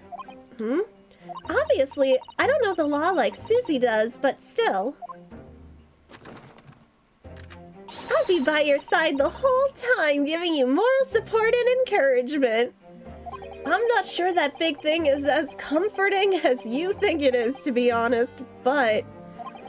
Thank you, Iris. That's very kind of you. Oh yeah, Iris. Yes, Ginny? Well, I was wondering is all. About Sholmes. Did they fix him up all right? Yes. The operation was a great success. But Hurley still hasn't come around yet. Eh? I've asked a friend of mine at Scotland Yard to send a telegram as soon as he wakes up. I'm sure Gregson will let us know the moment there's news, but he was awake to see... I know we don't know this, but we saw he was awake. Oh, right. No Susato-san and no Mr. Sholmes. It's all down to me today to prove that Gina is innocent of this crime. Miss Gina Lestrade, counsel for the defense. The trial's about to begin. Please make your way into the courtroom. It's time then. Let's go, Gina. Iris? Lead the way, Runo.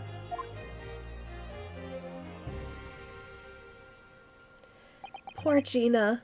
She's trying to put on a brave face, but I can tell she's worried and scared. I have to believe in her from start to finish. That's the weapon that will secure our victory here.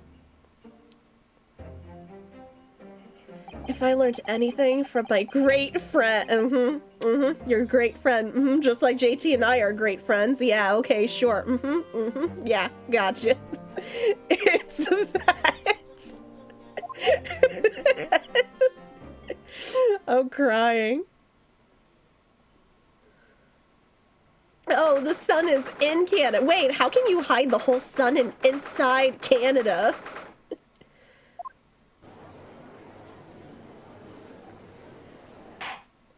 In the name of Her Majesty the Queen, I hereby declare this court to be in session. This trial shall determine the guilt or innocence of Miss Gina Lestrade. I now call upon the counsels for the prosecution and defense to declare their willingness to proceed. The prosecution is ready. The defense is ready. Lord Van Zeeks, my lord. Remind me, how many years ago was it that you withdrew from the public prosecution service? It was some 5 years ago, my lord. Yes, and then 2 months ago, you resurfaced somewhat unexpectedly, and here you are again today. Are there some circumstances of which the court should be aware that have led you to this erratic behavior? in what one might describe as your former life 5 years past. You dealt exclusively in matters concerned with the highest echelons of society and government. Really? Yet today you choose to try a simple case of burglary and murder. I confess I find it more than a little befuddling, Counsel. There are 2 types of person I cannot abide. Firstly, those wealthy scoundrels who hide behind a mask of philanthropy to cheat the public at large. He means Mr. McGilded, who you defended against the Reaper 2 months ago. Yes, I just about managed to work that out, thank you. Magnus McGilded, if I'd known what a monster he was, I never would have defended him. And secondly, even more loathsome, those wily scoundrels who masquerade as allies only to effect total betrayal in the final hour. In other words, the confidence tricksters from those tiny islands in the Far East, the Nipponese. What? Did he really just say that? He means you now, Runo. I actually managed to work that out too. Thank you, Iris. Total betrayal? What are you talking about? That torrid look of hatred in Lord Van Zeek's eyes. Was that directed solely at me? Or was he talking about all Japanese people? An alarmingly scathing explanation, Lord Van Zeeks. Still, the judiciary welcomes the return of the so-called Reaper of the Bailey, feared by all London's malefactors. Your lordship is too kind. Now, jurors, the 6 of you have been selected at random to represent the will of the people in this trial. Are you ready to hear the evidence placed before you and determine the guilt or innocence of the defendant? Yeah, I was like, Van Zeeks, really? Really? Former lieutenant in the British Army here, don't you know? Chaps like me were born ready. Clean crockery, clean cutlery, and a clean conscience. His lordship's motto is very appropriate here, I think. Everything will be stereoscopic in the future. Absolutely, absolutely everything, and I'm ready for it. I don't understand it. I can't have left it in there. It's not possible, but could I have? That's a little alarming for someone who looks like a surgeon to be saying, I think I left the scalpel in the man's torso. That's a little, oh gosh. Woman indispensable in society, stop. Female-centric future awaits, stop. Look at the little mouse. Good day, I am visiting London for sightseeing. I would like to take a bus to Crystal Tower, please. You look like I'm so confused. You're a tourist, no? Why are you in the juror seat? What? Why? I get the impression that there are only 10 eligible jurors. Not gonna lie, I've been wondering why we keep getting the same people. But I figured that was just because they're jurors. Maybe they'll be, maybe people won't notice. They're just so random characters. Is something wrong, Runo? Oh, no, not exactly. Says, my hovercraft is full of eels. I think you need to have your hovercraft taken a look at there then. It's just... I'm fairly sure I recognize these oh my gosh, even Ryanosuke does. Almost all of them, in fact, except you. Really? Funny coincidences like that do happen from time to time, don't they? But it is quite strange. The jurors are chosen at random from London's 6 million inhabitants, you know. So are these just like the most unlucky people in all of London? So I've been led to believe, but something tells me I'm being duped. Very well. Or does everyone in London just have like an alternate? Now, Lord Van Zeeks. The court calls upon, or everybody just has a twin, calls upon the prosecution to introduce the facts of the case. As you wish, my lord. Allow me to begin with a word of warning to the ladies and gentlemen of the jury. How can you be sure the surgeon was talking about a scalpel? Maybe he was talking about the dude's left lung. Oh my gosh, they're making it so much worse. In short, there has never been a more self-evident case of cold-blooded murder.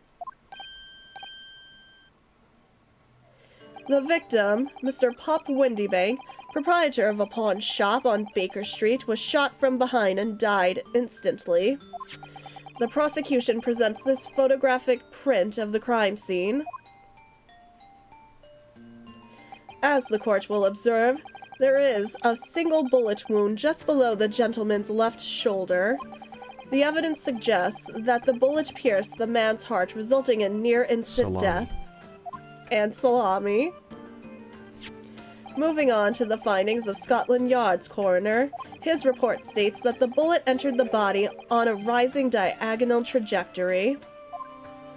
And what's that supposed to tell us?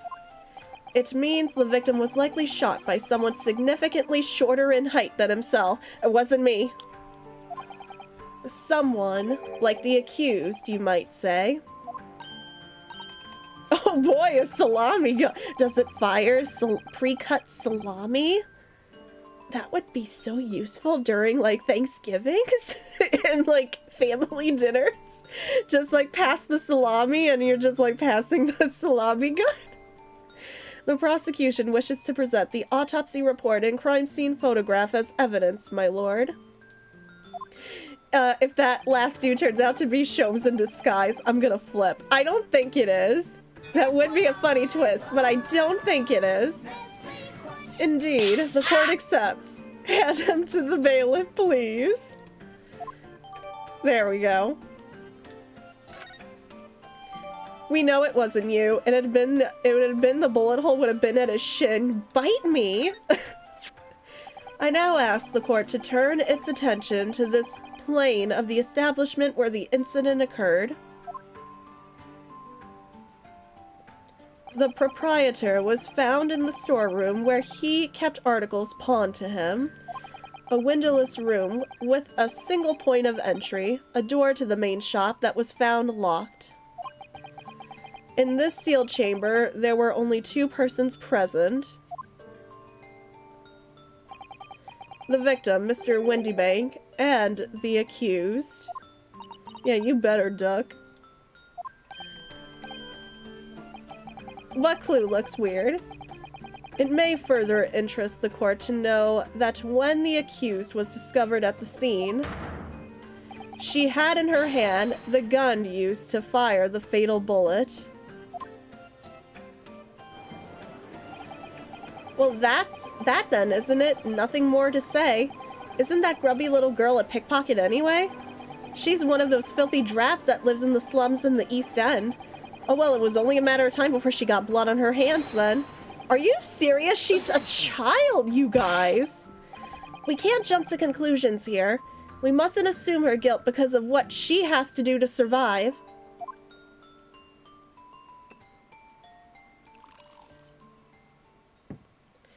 My learned Nipponese friend, it is you who mustn't jump to conclusions. The prosecution has barely begun presenting its case. Conveniently, this appalling act of murder did not go unobserved. Welcome to Phoenix Wright, where everyone is a lawyer and the fees don't matter. The fees actually really don't matter. Hi, Claire. Thank you for the 68 months. How was you? There were witnesses. Who? Nobody was there. Good gracious. After their testimony, this girl's true nature will be exposed. Pitiful pickpurse or cold-hearted killer. Here's to establishing the truth. The court will take the floor plan and firearm into evidence. Hand them to the bailiff, please, Lord Van Zeeks. At once, my lord. Wait, what's in one more month? I've been giggling on and off about the guy calling out his roommate for the DoorDash scam. Oh my gosh, are you still dealing with that right now? Oh, her sub number. Claire just really wants to be at 69 months. This isn't good. I feel like the mood in here has turned very gloomy all of a sudden, Runo. I think that's because it has.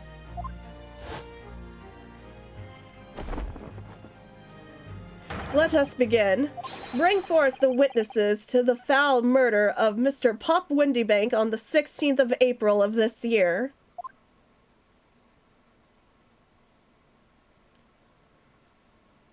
Who the heck are you two? Witnesses, state your names and occupations for the court. Are these the guys that got away? Names Nash Here's a Skulkin? TV that looks like an Occupation is baddie, professional baddie. Then why should I Horace and Jasper's weird cousin? Hey Horace! We're gonna let those puppies get away. Why are they holding food? Oh my gosh. I'm crying. Why are they? Why are you just holding a pear? What the heck?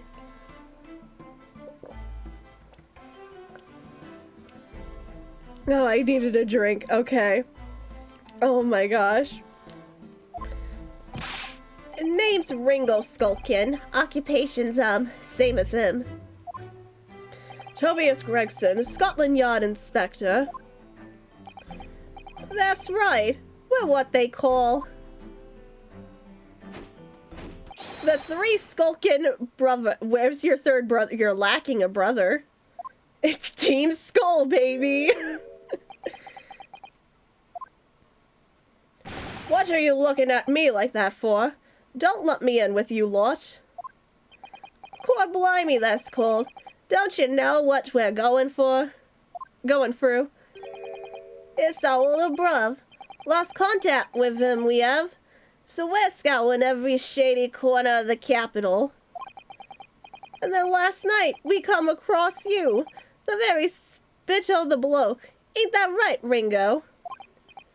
Yes, Nash, yes. The very spit of him.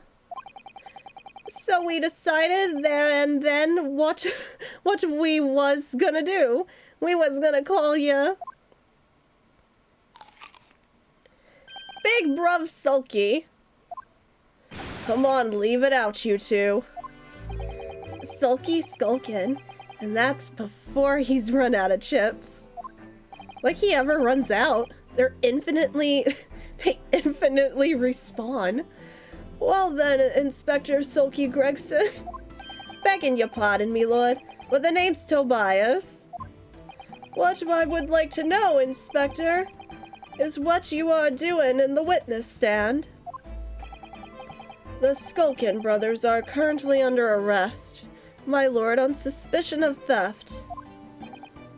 Thieves, are they? These three?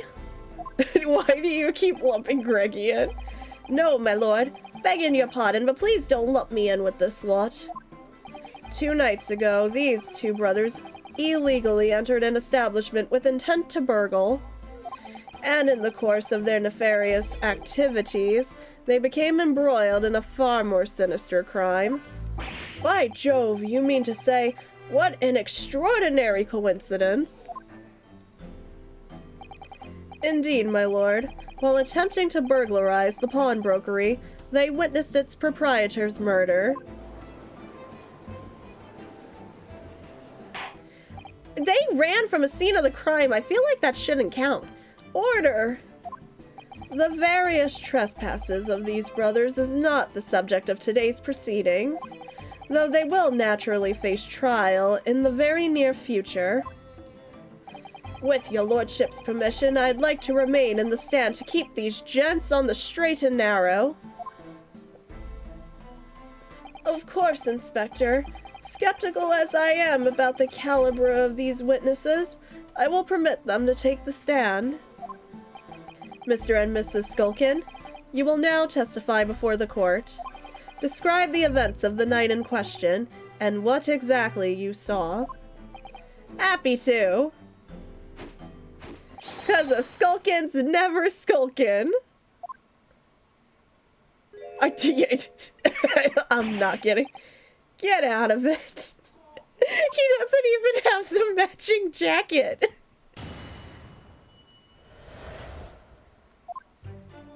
We was walking down Baker Street in the small hours and the gaff's door was ajar, see? It was like some kind of sign begging for us to go in, it was. But once we got inside, core blimey lummy, we had a gunshot from the back room. We went to see what was what, but the door was locked from the inside. We never done nothing, Governor. We never took nothing. We just left after that, nice and quiet. They are really, the whole, I do definitely see the whole Horace and Jasper incompetent sidekicks kind of energy from them. A terrible coincidence, it would seem. At the precise moment these miscreants entered the property, an even more sinister crime was afoot. Tweedledee and Tweedledum, yes.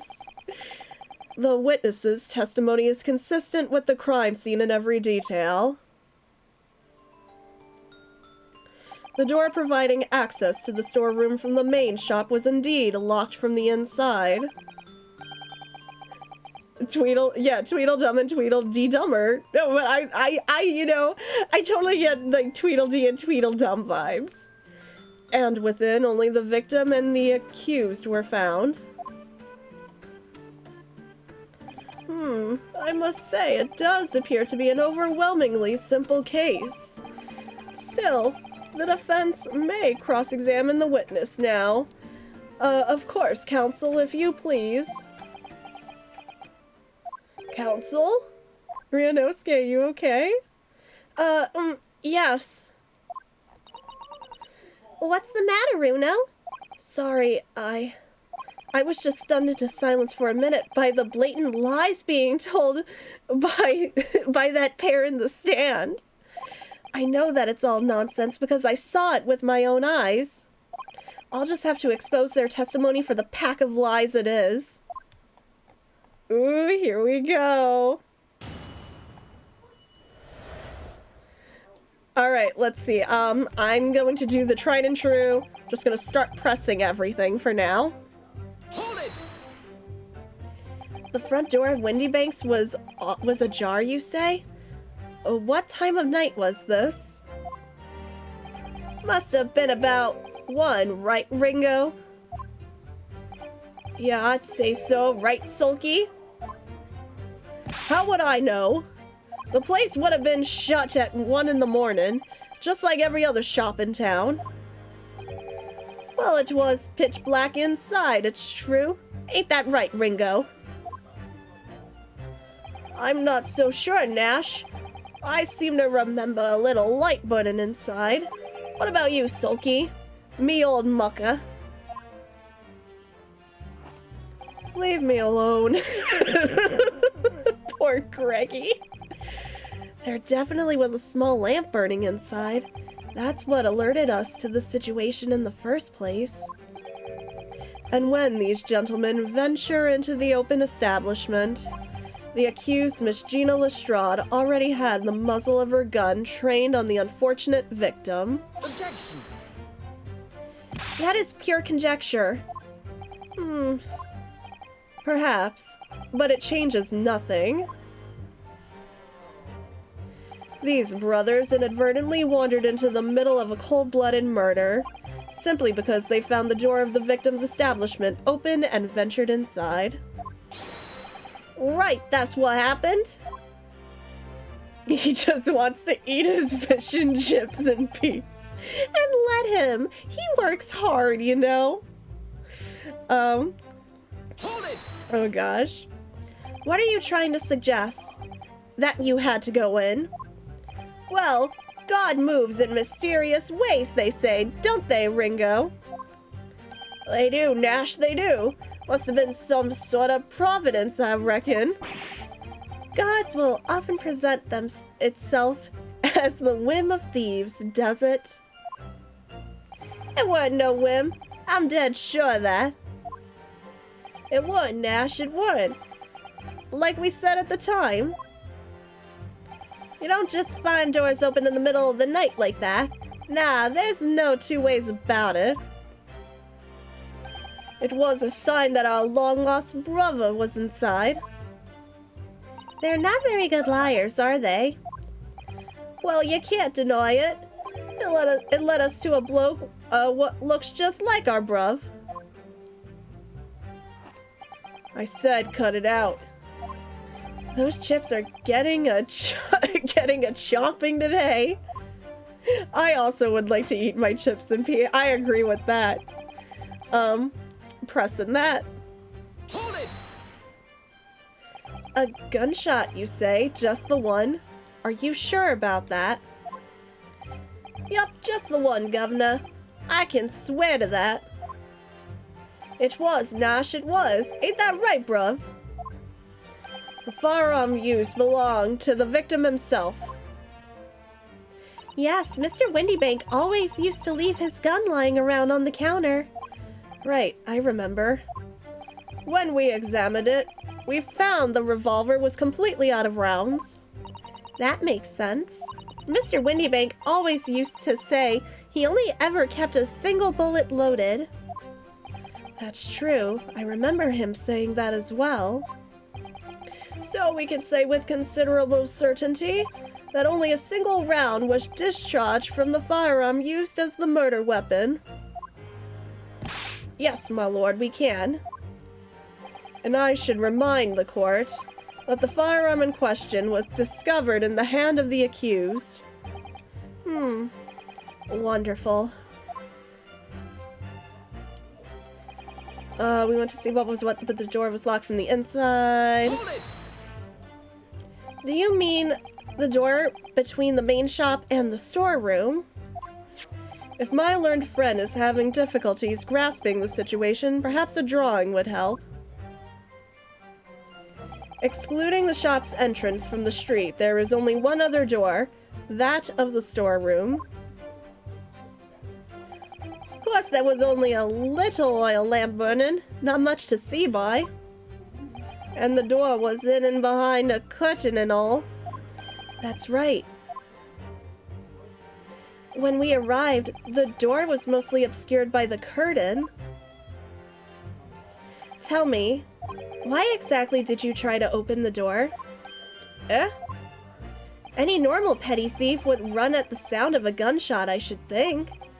Oh, well, your turn a rabbit, Ringo. Well, Nash, yeah. I suppose you'd have to say we ain't normal, eh? Broadly speaking, humans respond in one of two ways on hearing a gunshot or scream. The timid flee, gripped by fear, while the courageous investigate to see if they might help. These gentlemen are of the latter inclination. My learned Nipponese friend, it would seem, is of the former. Alright, somehow I just proved that I was a coward that night. Thank you, counsels. So I believe we all understand that the door was locked and could not be opened. Proceed, witnesses. We never done nothing, we never took anything, pressing that. Hold it! You didn't do or take anything. Is that your story? Well, it was bedlam soon as, weren't it? It was, Nash, it was. Didn't even have time to pull me dukes out and me Lucy lockets. So with no time to take your hands out of your pockets, you just left nice and quietly, you say? That's right, Governor.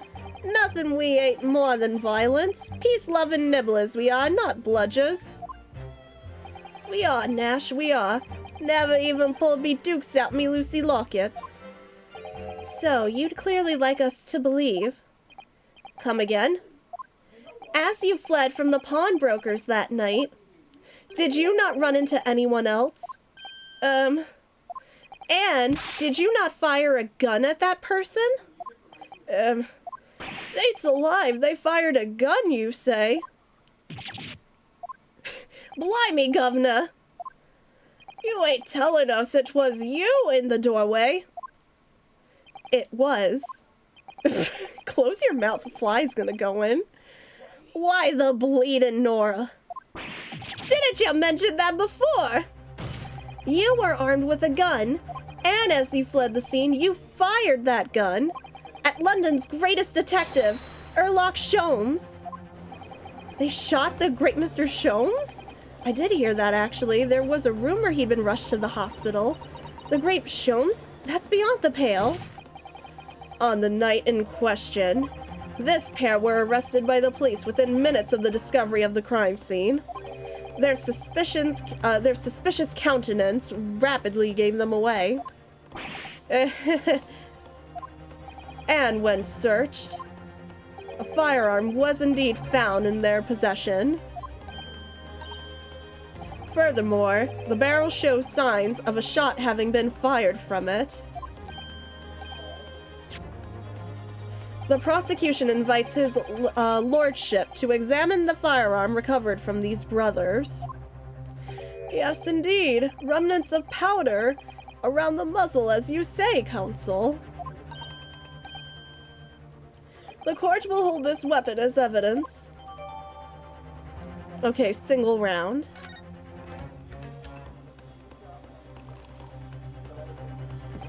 Now, my learned Nipponese friend. Yes. Here's to you successfully presenting the evidence. For yes, there are the telltale signs of spent powder on this gun and a single bullet missing from the cylinder, but the prosecution demands evidence that it was fired at the scene of the crime under scrutiny in this trial. Objection! Well, I don't need evidence, because I was there. Objection! However, the rest of us in this courtroom were not. If the defense fails to provide evidence in support of its rash claim, we shall have no choice but to toast your incompetence and move on. Oh man, not legally distinct Sherlock Sholmes. I love Sholmes so much. He's such a himbo. I adore him. Like, I didn't know how to feel about him at first. I was so thrown compared to, like, what I normally think a Sherlock character would act, but I'm like, oh man, he's just such a doofus, but I love him. Here's to you getting drunk on the job, more like it. I mean, I will say, I will say, you know, how do we, he's still doing a pretty good job. I'm trying to, he's still doing a pretty okay job despite, I don't know what the alcohol content in that wine is. I'm going to assume it's pretty high. It's probably like extremely fancy wine. Evidence that these two fired that gun before they left Wendy Banks that night. At least he's not, like, you know, at least he's not stumbling over his own words. The court demands that all claims and affirmed with clear proof. What evidence shows, actually it'd be really funny if it was just like apple juice or something. What evidence shows that these witnesses unloaded a firearm in the pawnbroker's shop that night? Plot twist, it's water with food coloring in it. I know, we're kind of just assuming it's alcohol, like it's totally alcohol. But wouldn't it actually, like, be funny if it were just something really plain? That is a good question. How would I prove that?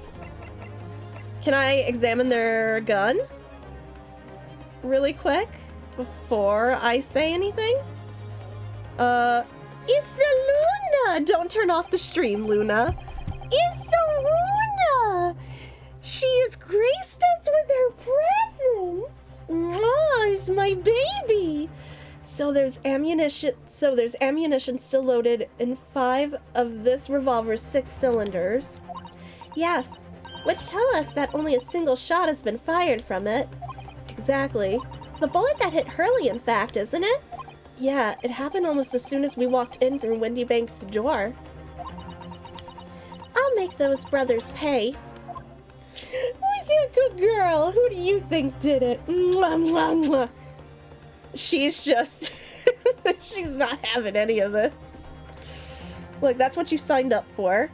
You decided to sit on my lap. I know. You're a baby! You're my baby! Mwah, mwah, mwah. Okay. Oh, I just thought of something. Doesn't the blood samples prove, like, there was the calendar, there was, like, the bullet hole in the calendar with the blood? I think it might actually be that, then. Take that! The evidence is in this portfolio. What on earth have you there, Counsel? During the course of our investigation, we discovered a number of bloodstains. Oh, call me Aunt Luna is basically me with a meal. Because she's just my emotional support kitty. She's just the sweetest.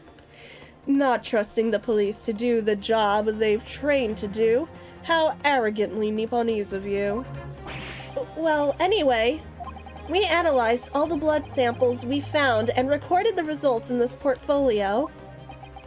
And you claim to have the evidence the court is demanding therein? Yes, my lord. No more dallying then, Counsel. Present the pertinent evidence at once. What do you have in your portfolio that proves these witnesses unload... Didn't I already just do that? Yeah. Oh, you gotta pick which one. Okay, I wasn't expecting that, but I was like, that was the one I was initially thinking of, because the only other two are... These two. It's obviously gotta be the one with the gunshot. Take that! What is that? Explain. It's a photographic print taken at Windy Bank's pawnbrokery on the day of the incident. From the scene of the crime, is it? Is that a bullet hole? And if my eyes do not deceive me, it appears the bullet is still lodged in there. I am not picking the badge. Yes, as your lordship noticed, the bullet pierced Mr. Windybank's calendar. The date shown being the 16th of April, the very day of the pawnbroker's death. The incident occurred at 1 hour after midnight, but this indicates that a separate shot had been fired sometime after the calendar had been set to the 16th. That's right. And while it isn't irrefutable, the defense believes this is credible evidence that the witnesses did fire a round from their gun in the pawnbrokers that night. Hi, Luna. Order! How does the prosecution stand, Lord Van Zeeks?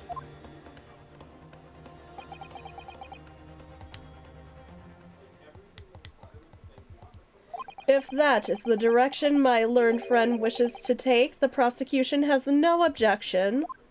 What? But you'll forgive me for flinging my hallowed chalice. You've flung your hallowed chalice multiple times in this courtroom. And I wonder how many of those you have just on hand to replace. But I digress. Aside in disgust at the repugnancy it exposes. Yes, on the night in question, these brothers entered the pawnbrokery illegally. Hello, chicken! How you doing? And, like the bold baddies they claim to be, opened fire on the new arrivals before fleeing back onto the street. Take it easy there, Governor. You're gonna land us in the soup. Soup for you. The prosecutor just literally wastes perfectly good drink all the dang time. You did some murdering in D&D. Nice. We had a deal. You weren't gonna get into them details. Tell him, Sulky. Set the bloke straight. I have nothing to add. So he knew, did he? Van Zieks knew their testimony would almost certainly expose the extent of their crimes. It would seem now that I owe my learned Nipponese friend a word of gratitude. What do you mean? What I mean is that you have helpfully confirmed an important fact. To what fact do you refer, Lord Van Zieks? As has been established, at the point of their arrest, a single shot had been fired from the brothers' gun. However, if that shot found its target in Mr. Sholmes, then clearly these witnesses cannot be accused of the fatal shooting of the proprietor and victim. In other words, these two men have no material connection to the murder of Mr. Windybank at all. So that's it. What is with this coordinated handshake? They're like little kids. Like, what's the password in the clubhouse? And just gotta pull out this super secret handshake. That's it. We didn't have nothing to do with it. We didn't, Nash. We didn't. That's what I reckon. Your crimes include unlawful entry, intent to steal, perjury, and, let us not forget, attempted murder. Quite a catalog, eh, fellows? We're in for it now, bruv. Now then, let us take a moment to consider the aforementioned great detective, Mr. Erlock Sholmes. It would seem the man patronized the pawnbrokers in question somewhat regularly. Where's he going with this? Mr. Sholmes appears to take pleasure in tinkering with eccentric machinery. Eccentric? Says who? Not me. Don't give me that look. He installed a pair of machines like this one in the victim's shop. Oh, that's one of Hurley's red-handed recorders. What is that, Counsel? It has the appearance of a photographic contraption. As your lordship has surmised, it is indeed a camera attached to a small timing device. Every half an hour it automatically photographs the interior of the establishment, the idea being that if a thief were to break into the shop, he would be caught red-handed. Why are we firing guns at the soup store? Leave the soup store alone. Where else am I gonna get my soup? Oh my gosh. We know Gina's innocent, but Van Zieks is really trying to put her under the bus. The prosecution has obtained the photographs taken by the device on the night in question. Here we go. 9 o'clock. 9:30. As the court will observe, copious identical prints are produced in a quite desultory fashion. Dog. I see picture of dog. Rather prodigal, I feel. In fact, there are 2 such devices in the victim's shop, my lord. If I may refer the court to the plan of the premises, their respective positions are here and here. As long as you aren't looking for t-shirts at the soup store. But what if I am? But the question is, what if I am? You say these cameras produce a print every half hour. I'm afraid I fail to see how that would help if the anticipated thief conducted his activities in one of the many 30-minute intervals. One can only pray that the would-be criminal lingers, my lord. On the night in question, the witnesses currently in the stand were not caught on camera. That's a bit of fried tuck, eh, bruv? Lady Luck loves a skulkin'. Witnesses, at what time did your trespassing begin? Must have been just after 1, right, bruv? Must have been, Nash, must have been, yeah, just gone 1. In which case, minutes before these brothers entered the establishment, what scene might we expect to see within the shop? Let us examine the evidence. Oh! Good lord! It's the defendant! Oh, that doesn't help us. Miss Gina Lestrade? That doesn't mean she did anything. As the court can clearly see, the accused is pictured, gun in hand, facing the victim over the shop counter. No doubt coercing the proprietor to open the door to his storeroom. Quite. One can only too easily imagine the events that unfolded. The court will take this photographic print as evidence, if you please, counsel. I don't believe it. Jenny? In short, the accused is the only person who could possibly have killed Mr. Windybank. That doesn't mean she fired it.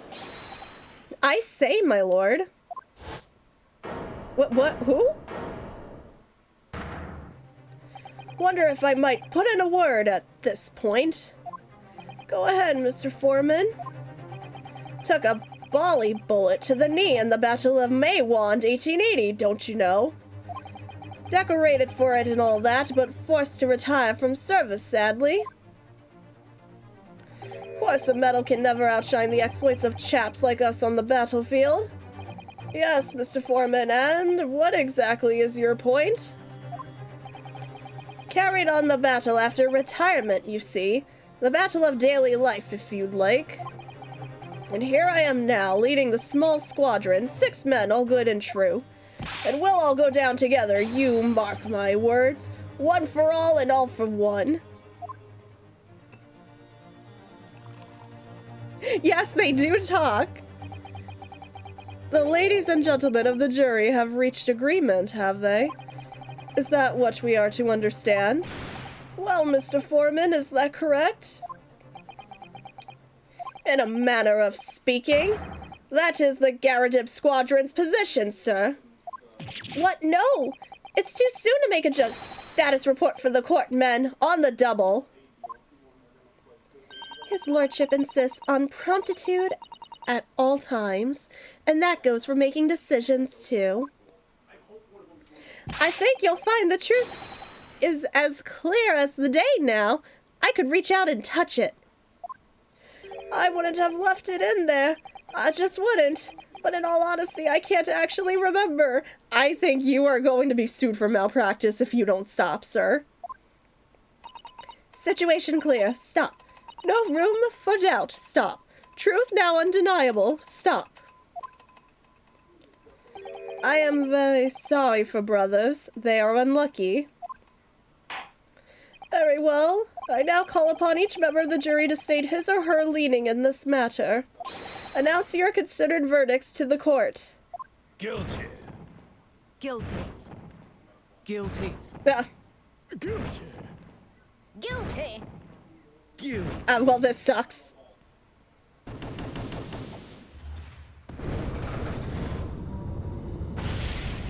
Nope, time to make them argue with each other.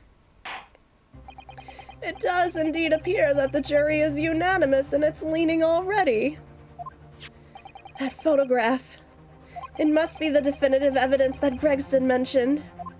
But Ginny didn't shoot him. No, of course not. My lord, the defense wishes to assert its right to a summation examination. Very well, the court grants permission. So, you refuse to admit defeat again. How unsurprising. We shall proceed immediately with the summation examination. Mr. Foreman, are all members of the jury ready? Abso-barely-lutely, sir. Always ready for action, my chaps. Very good. Ladies and gentlemen of the jury, you will explain on what grounds you have determined the defendant to be guilty.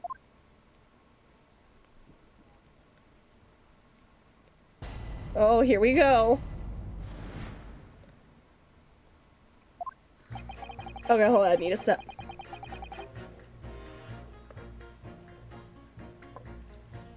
Actually, super quickly, we're gonna take a super hecking short break. I need to refill my water. I'm gonna run to the bathroom super fast. So if you guys gotta get up and do a stretch, do the self-care, get yourself a snacky, whatever you need to do to take care of yourselves. Now be a good time if you'd like. I will be back in just like 2-3 minutes. Yes, I promise I will hydrate. I gotta do the hydration thing. And I also gotta take care of my wound because I gotta keep that hydrated. I gotta do that one more time and I gotta take meds. So really hacking quick before I forget. I'm gonna go take care of that and then we BRB and then we're gonna proceed with the summation examination. So BRB.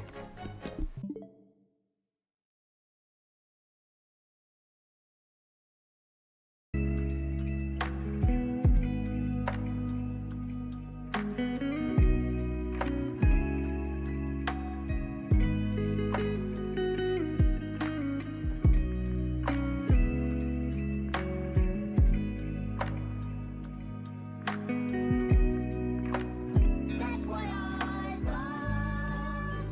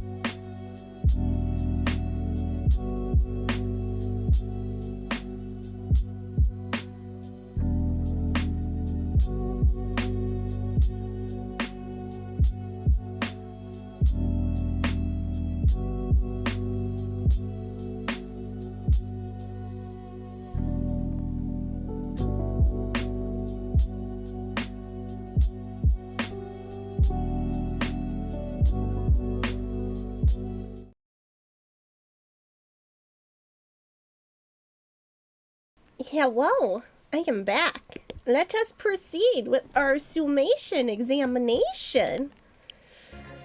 Okie dokie. I did the thing. I am hydrated. I took my medicine. I should be good. Okay, so all the evidence clearly points the finger of guilt at this young pickpocketing. As a housemaid, I should like to see all filthy eyesores promptly and rigorously eliminated. I think you'll find that if you look at the photograph in stereo, the truth will just pop out. If I've left it in there, I should think there'll be repercussions by now. Mind made up. Stop. Global radio transmission of verdict to follow. Stop. In motherland, we say never judge by clothes, judge by head. I am convinced brothers are innocent. The circumstances of the crime and the evidence do indeed implicate the defendant rather comprehensively. The storeroom, locked from the inside, in which the victim and the accused were discovered alone, and in the accused's hand the fatal revolver, the firing of which was heard by these witnesses. Not to mention this print. Take it from a chap who's seen action on the battlefield. That young girl's on the verge of pulling the bally trigger. Thanks a lot, Mr. Sholmes. Oh dear, Hurley's cameras were supposed to help, not hinder. I'm afraid I think you have an uphill struggle ahead of you. But Gina didn't shoot Mr. Windybank. Which means there's more to this situation than we've yet to see. Agreed. You have the floor, counsel. Proceed with the summation examination.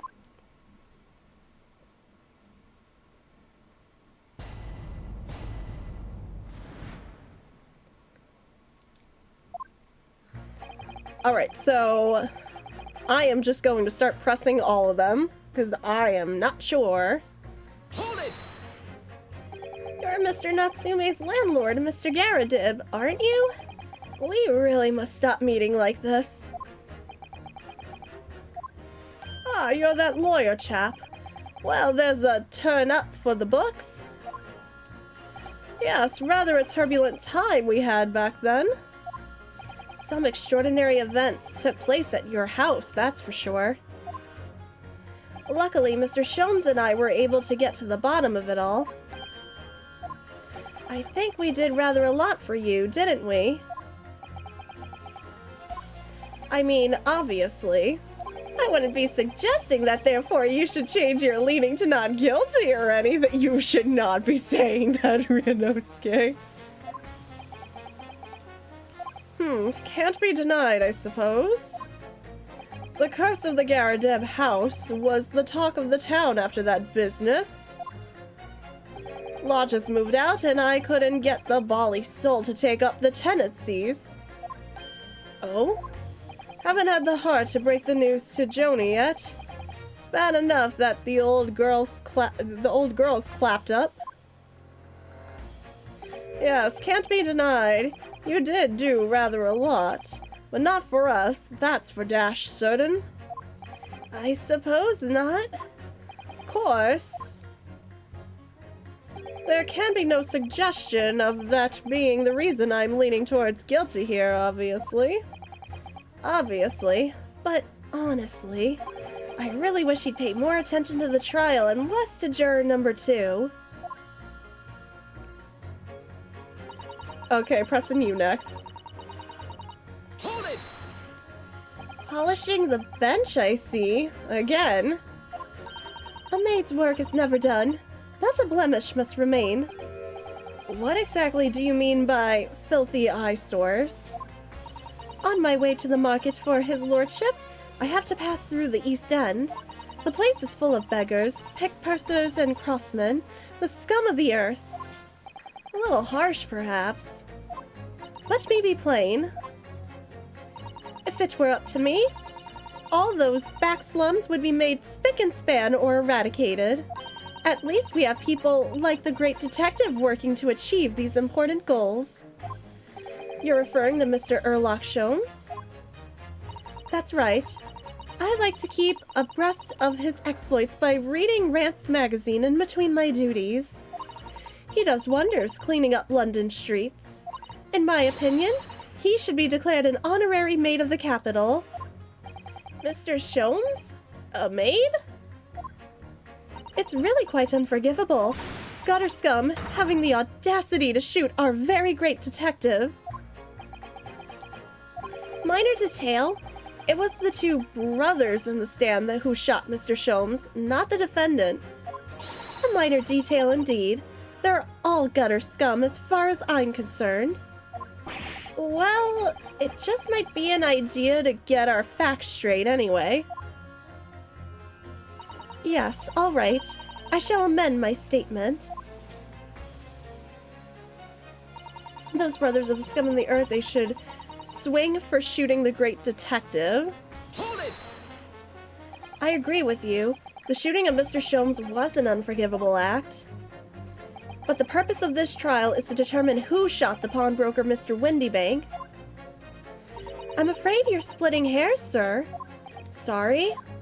Whether it was the thieves or the pick-purse, it was still gutter trash that shot the pawnbroker in the end, filth that should be cleaned up and eradicated, in my considered opinion. Thanks so much for sharing. Changing this maid's mind isn't going to be easy. Bruno? It was one of those 2 brothers that shot Hurley, wasn't it? Yeah, without question. Well then, I'll never forgive them. Oh, Iris. Perhaps we can use the maid's statement to help us somehow, do you think? Maybe. Let's listen carefully to what each juror has to say first. Okay, you are next. Hold it! What do you mean? Look at the photograph in stereo. Sorry, what? Don't you know? If you look at the photographic print normally, it looks as though the pickpocket girl is about to shoot the victim, obviously. Objection!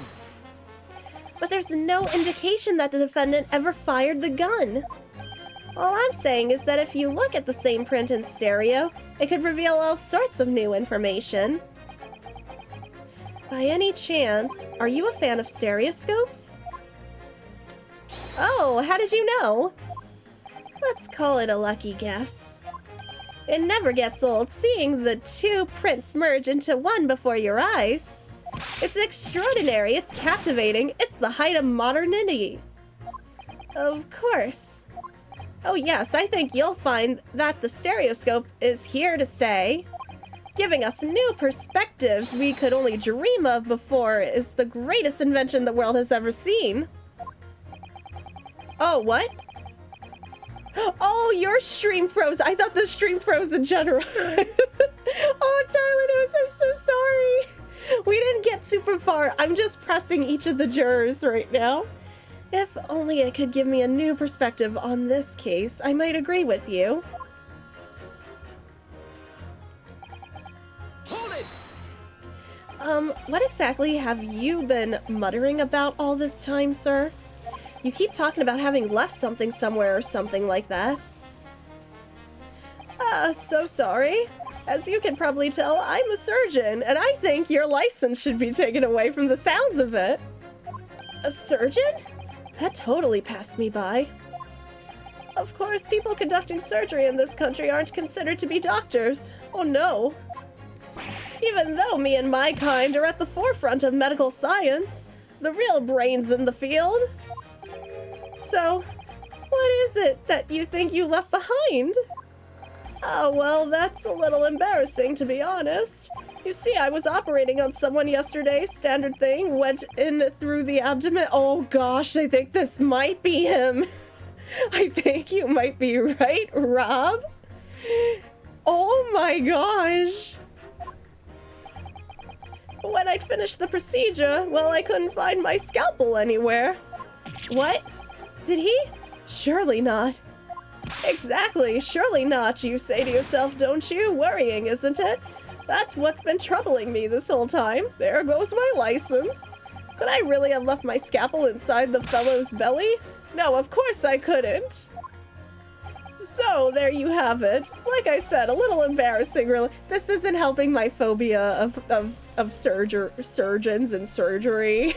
This isn't helping at all. That's one way of putting it. The other is manslaughter. That's exactly my concern. And seeing as this case appears to be all but sewn up, I need to focus on trying to remember exactly what I've been sewn up elsewhere. I think you need to retire. Now, I'm sure I made sure everything was back as it should be. Well, as sure as you can be without being sure. I'm sure you need to be more sure. Yeah, the maid is, kind of a not good person. We're discovering that. Now to press this one. Sorry, radio transmission? What do you mean? Are you from the Far East? Stop. Yes, from the Empire of Japan. All communication with Far Eastern nations used to take place by mail. Royal Mail steamers take more than a month to complete the journey. Ah, but now we have the electric telegram, so we can send messages using electrical signals. Thousands of miles of cables have been laid along the ocean beds, connecting the entire world. Thousands of miles of cable? On the ocean bed? It makes my head hurt just thinking about it. You are well informed, young lady. But cables will soon become a thing of the past. Stop. Yeah, we'll have AOL soon. And just when I was starting to catch up. Radio transmission is the future. Stop. Messages carried over airwaves to 4 corners of globe. Stop. You are about to break that. I think you should, like, not put so much pressure on that. Excitement growing. Stop. Atmosphere electric. Stop. Right. Try not to wear out your fingers. Era of wireless telegraphy. Stop. Driving technological revolution. Stop. And people say inventions like the stereoscope are the height of technology. What other piffle? I can't understand it. I really can't. They're just silly toys. Whoa. Ah, Big Thumber, I see that. Hold the phone. Excuse me.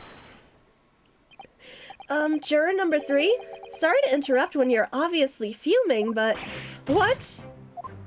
Do you perhaps have something to say about juror number 5's last remark? As if I couldn't guess. Oh, you bet I do. Say that again. Go on. I dare you. Instant messaging is the way of the future. You can, don't you know you'll be able to tell your crush your status update with weird, with like random song lyrics? Oh my gosh. Goodness, are you talking to me? I think he just might be, yes. You think stereoscopes are just toys, do you, huh? Absolutely. I mean, really, a machine to view photographs in 3 dimensions? Why on earth would you not just use your eyes to look at the world around you? It's all 3-dimensional. What a great way to appease the man. No, I'm sorry. Stereoscopes are of no practical use at all. But ma'am, what about the 3DS? You just don't know. Pardon? I think you'll find that viewing a photograph through a stereoscope can unlock all sorts of possibilities. I'm obviously going to have to demonstrate. What sort of possibilities? Well, take a crime scene, for example. If you had a pair of photographs from a crime scene that you could view through a stereoscope, it could reveal hidden clues you'd never even noticed before. What? Have you got any, Runo? Any prints we could look at with a stereoscope? Yes. How about this print here? It should do the trick, I think. Ma'am, who dropped a steamer in your Cheerios? The question is, what kind of Cheerios? Were they Honey Nut? Frost? I can't see her being a fan of Frosted. When will they ever frickin' bring back the yogurt Cheerios? I'm like so upset those went away, and I really feel like that those need to be brought back, in all honesty. I'm still freaking upset by that.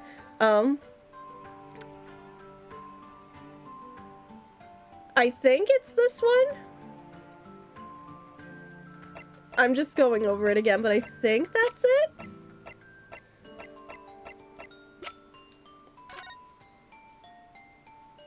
I don't see why not. Thank you. Alright then, juror number 3. Are you saying you can do this with any 2 suitable photographic prints? Of course I can. Very well then, I'd like you to demonstrate. I'd be delighted to. Just give me one more print, okay? Do I have another print that can go with this? Would it be the crime scene photograph? And I don't know what else it would be. Take that! Wait, sorry? What do you mean, one more print? Oh dear, oh dear. Don't you have these in the Far East? Don't you know how a stereoscope works? Runo? What? You need 2 photographs for a stereoscope, remember? Did I not present that one? You know, one for the left eye and one for the right. Oh yes, I remember now. But the print we have from the pawnbrokery is just a normal photograph. No. I think you'll find that the clue is in the name. It's a stereoscope, not a monoscope. You always need 2 prints. Thanks for the friendly explanation. Well, if we obtain another print at some point later in the trial, we can always show it to this young man then. I think you'll find that know-it-all expression is really starting to annoy me. Apparently not just you, Ilya. Let's get things back on track, shall we, Council? Okay, so we don't have another photo right now, so guess I'll just press the last guy here first. See if I get anything. Hold it! Please tell me you're not villain Bolshevik. The Russian revolutionary. Revolutionary? Duh, I believe there is such a rumor. It's just a rumor? As you see, I have unfortunate appearance. I look like vicious criminal. Your words, not mine. Just want to point that out. People call me revolutionary, murderer, autocrat. And which glove fits? Good day. I am visiting London for sightseeing. I would like to take bus to Crystal Tower, please. Right, that didn't sound staged at all. You'll forgive me for having my doubt. To be treated like vicious criminal all the time, it is very painful. People do not realize. So I have much sympathies for these brothers. People say they are criminals only because of how they look. No, I'm saying they're criminals because they were caught breaking and entering. The Skulkin brothers? Duh, maybe they went inside pawnbroker shop. But they have done nothing wrong. That is all I want to say. The Skulkin brothers did nothing wrong that night. Alright, well, first of all, that's one not-so-little misunderstanding I'll need to clear up straight away. Tell me something, Iris. What is it, Runo? The jurors are chosen at random for the inhabitants of London town, aren't they? Yes, it's amazing, isn't it? In that case, how is it that there's a Russian tourist sitting among them who looks for all the world like a revolutionary? I wish I knew. If I can't change the minds of more than half of these 6 jurors, the trial will be over. But we know that Ginny would never shoot anyone.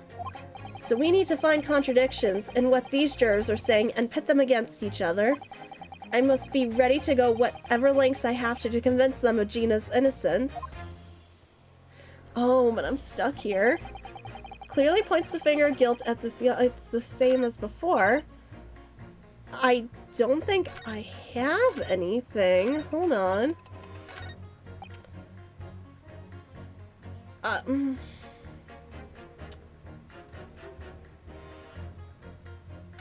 I know I could do the thing from before, but I don't have the picture, right?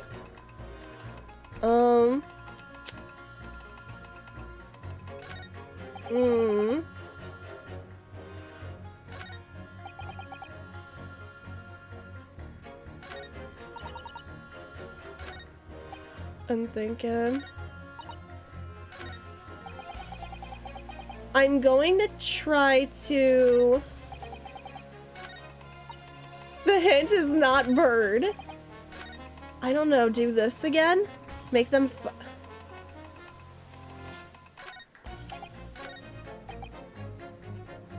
I don't, Hold it! Alright, let's try again. Maybe I did this wrong. The manuscript, blood sample, pawnbroker ticket. I don't know. I could have sworn I presented both of them before, but maybe I'm wrong. I can't actually think of anything we could... No. Okay. Maybe I need to have a stereoscopic look at your brain sometime. Thanks, Iris. What's that supposed to mean? So I still don't have anything? Okay. I just wanted to be sure. I might accept it here in a second. I'm just going over everything really quickly.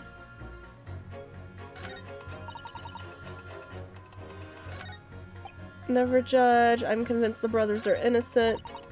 Oh, wait a second. I think I can see who I can pit together. Because you think they're innocent, however, she does not. I'm wondering if this is it. Try this. Objection! Those two statements clearly contradict each other. Good lord. Counsel, explain yourself. Oh my statement? Contradictory? Contradict. C-O-N. Juror number 6, you've got the wrong end of the stick. I do not have stick. I have mouse.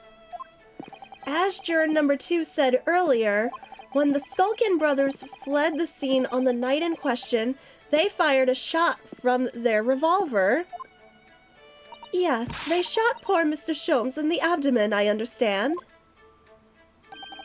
Surely you're not going to tell the court now that you didn't hear. Hello, Fox. How is you? I think this was right. Abdomen, abdomen, ABD. Sir? Sorry. My English is still learning. You are telling the court you didn't hear? Forgive me. I did not hear.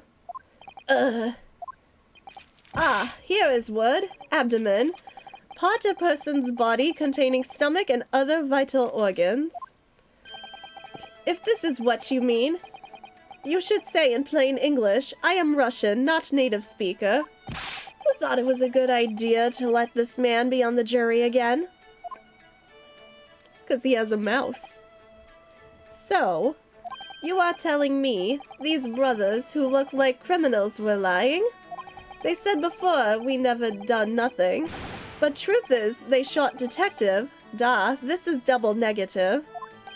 Yes, that's exactly right. Lying is wrong. Please don't squeeze your mouse. Especially when lie is said by a person who looks like criminal. Coming from you, that seems surprisingly prejudiced. This means, when they said we never took nothing, maybe it was also big fat lie. Is this true? Well, according to the police report, no stolen goods were found, so... Archon, no! Enough, I trust no one now. It's not the mouse's fault, though, sir. I must see with own eyes. I must investigate crime scene myself. Okay, but if you keep, like, squeezing your mouse, I'm taking your mouse from you, and I will shower it with love, and I will call it my baby. I'm afraid that won't... Yes, it is, Bruno. Easily. Sorry? With the prints from Hurley's red-handed recorder. Ah. If you compare the print that pictures Ginny and the next print from half an hour later, you'll be able to see straight away if anything was taken or not. Cooey, Mr. Prosecutor. Tut tut, calling on the prosecution in the middle of a summation examination of all time. This is supposed to be my break period. The print showing the accused threatening the victim after she broke into the shop is this one. Following this, the victim and the accused moved onto the storeroom. Meanwhile, the Skulkin brothers entered the shop and summarily heard the fatal gunshot ring out. Sadly, none of these events were captured on film. This is the print produced by the camera half an hour later after the brothers' flight. So this was taken after Hurley was shot then. As far as I can tell, nothing has been taken. That does seem to be the case. I can't notice anything that's obviously missing in the second print. So, the brothers who look like criminals told only one lie. They shot man, but stole nothing. It would seem so, yes. Good. No, not good. You were right. I did not understand situation. Now I know brothers have lied. I think it is very important to continue trial. Here we go, that's one. Yay! Well done, Runo! The balance is shifting. Well, it's a start, I suppose. But there must be more in what these jurors are saying that I can use to expose the truth. And if I can do that, we just might turn the situation to our favor still. Thank you, counsel. Continue with the summation examination. And kindly hand that new photographic print to the bailiff to be filed as evidence. Alright, there we go. Oh, wait, we can use that now. Okay, we'll take care of juror number 3. Another print in the court record. I wonder if we can make use of that.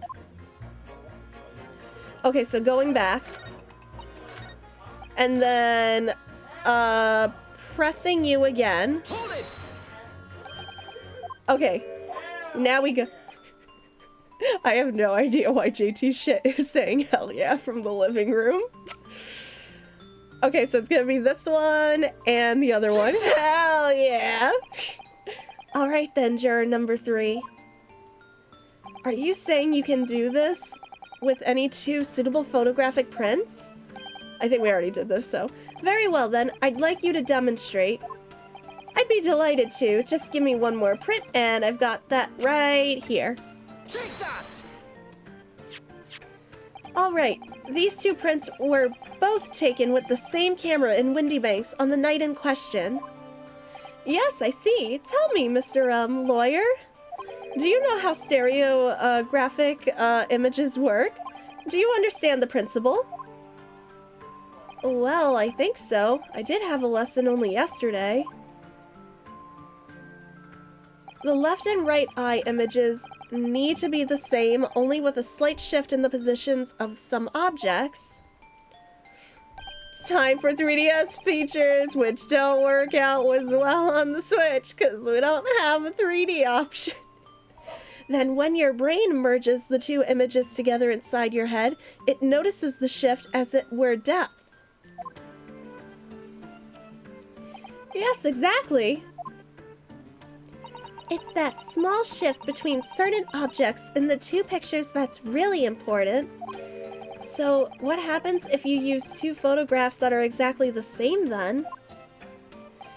No, obviously that wouldn't work at all. Not for seeing the scene three-dimensionally, anyway.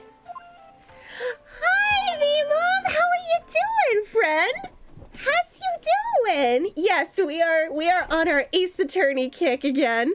I am so excited. We are nearing the end of the first grade Ace Attorney. I am so hecking excited. Not in the slightest, but corporate told me to compare these two images. They're the same picture. Oh no, thanks. I got The Office stuck in my head now. Thank you. Oh my gosh, that meme is so applicable here. I'm just waiting for Pam to show up. Oh, of course, now I see. I think the young girl has discovered the secret. I have. Can you uncross your eyes before you tell me? Have another look at these two pictures from Hurley's camera, Runo. Go on. Can you see that there's a really obvious difference between them? Oh, hold on. Okay, chat. It's time for spot the difference, which I am not good at by any means. Of course there is. There are two people in the first and no people in the second. Aside from that. Well, yes, you can see that straight away, but now try looking at the pictures in 3 dimensions. Alright, I'll give it a go. So to start with, you have to cross your eyes and then try to make the two pictures overlap exactly. Let's see if by crossing my eyes I can make the quill pens from each picture overlap in the middle. Do you actually? Don't tell me what it is. But I'm wondering if you actually see it, because I'm looking. Wait. Oh, wait, V-Mom, you see it too? I'm gonna say I saw it. They're gonna make me point it out, but I'm gonna say I saw it. What's going on with these two pictures? Some of the things on the counter sort of jump out at you. Imagine walking away from somewhere within 30 minutes. Nuts, right? Absolutely nuts. Yes, that's it, you see. That's the other amazing power of stereoscopes. Other amazing power? Is someone going to explain this black magic, eh? He's holding a 3DS and going, what black magic is Nintendo cooking up? Why the deuce do some of the things on the counter seem to jump out at you like that? Sorcery. I think you'll find that if you consider the basic principle of the stereoscope, you'll answer your own question. Basic principles of the stereoscope?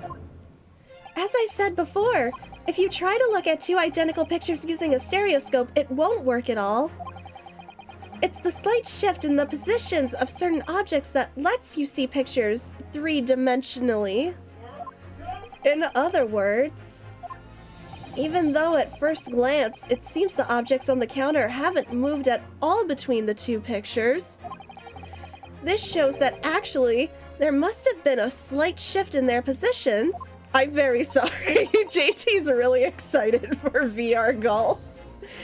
Yes, there must have been. Now hold fire there, sir. Got a reasonable grasp of this whole cross-eyed business now, I'd say. But why the devil does this shift between the two prints exist in the first place? Well, what's the answer, fellow?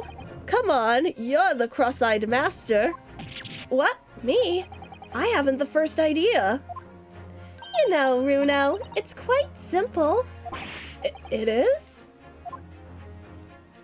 Just think it through step by step. The first photograph was taken at 1 o'clock a.m. Then, 30 minutes later, the second photograph was taken, but the position of some items on the counter appears to have shifted slightly in the interim. So that means that sometime in the half-hour interval, someone must have tampered with the things on the counter. Zookers! Someone tampered? New information? Stop. Not mentioned in testimony so far. Stop. Zoinks! Yes. We've had to go around in circles a little here, it seems, but I'm starting to see what I should be aiming at in the summation examination now.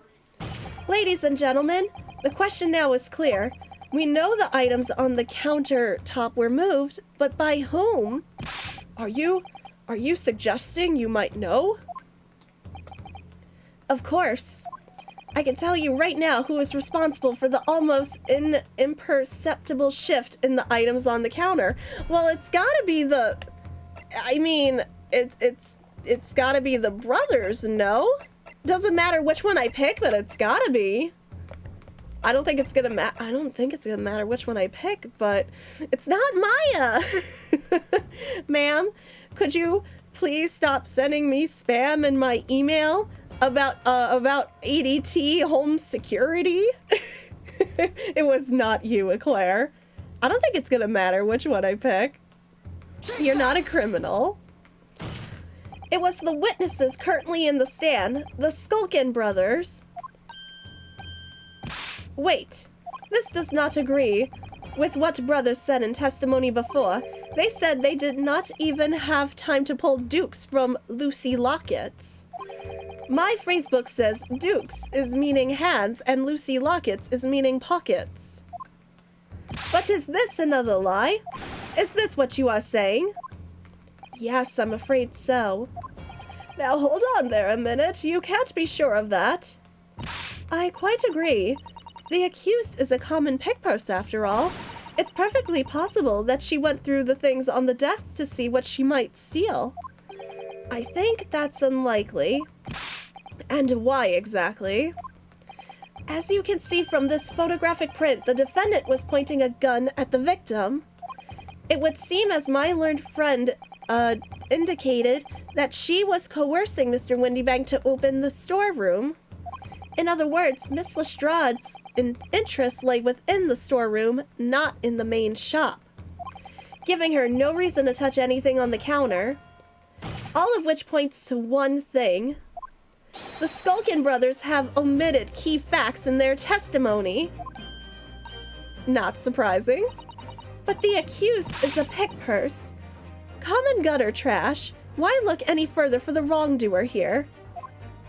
Because the Skulkin brothers are thieves, madam. No better, in fact worse, than a pickpurse. I believe that these brothers were looking for something on the victim's counter that night. Ladies and gentlemen of the jury, if you would condemn the defendant on the grounds that she's a pickpocket, would it not at least be right and proper to thoroughly scrutinize testimony given against her by two thieves? Well said. I, for one, would like to hear more from that shady pair. Why did he just use his head? Can you all see now? I think you'll find stereoscopes aren't playthings. You've seen their extraordinary potential firsthand. Oh, we're almost there, baby. Wholeheartedly agree. Stop.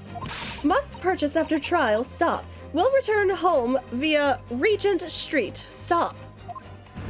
I think that's it, right? How many did we get?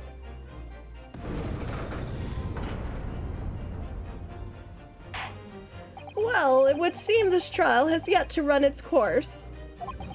The ladies and gentlemen of the jury have declared their inclinations via the mighty scales of justice. I hereby call this summation examination to conclusion with the balance altered in the defendant's favor. 2 lean to guilty, 4 lean to not guilty.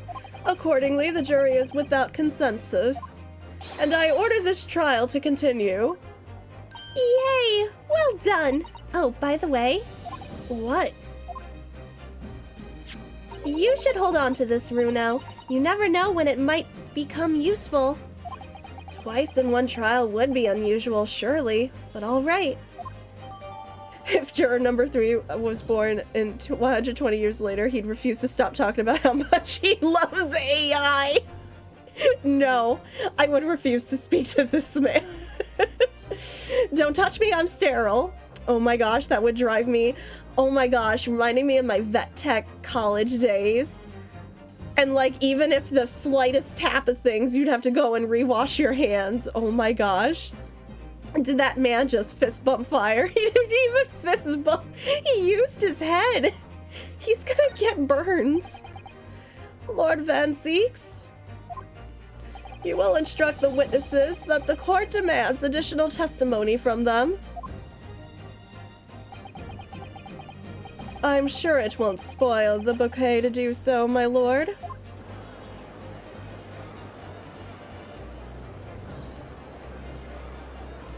I've won myself another chance to probe that pair about their activities that night at least, and I won't stop probing them until I've proven that Gina is innocent.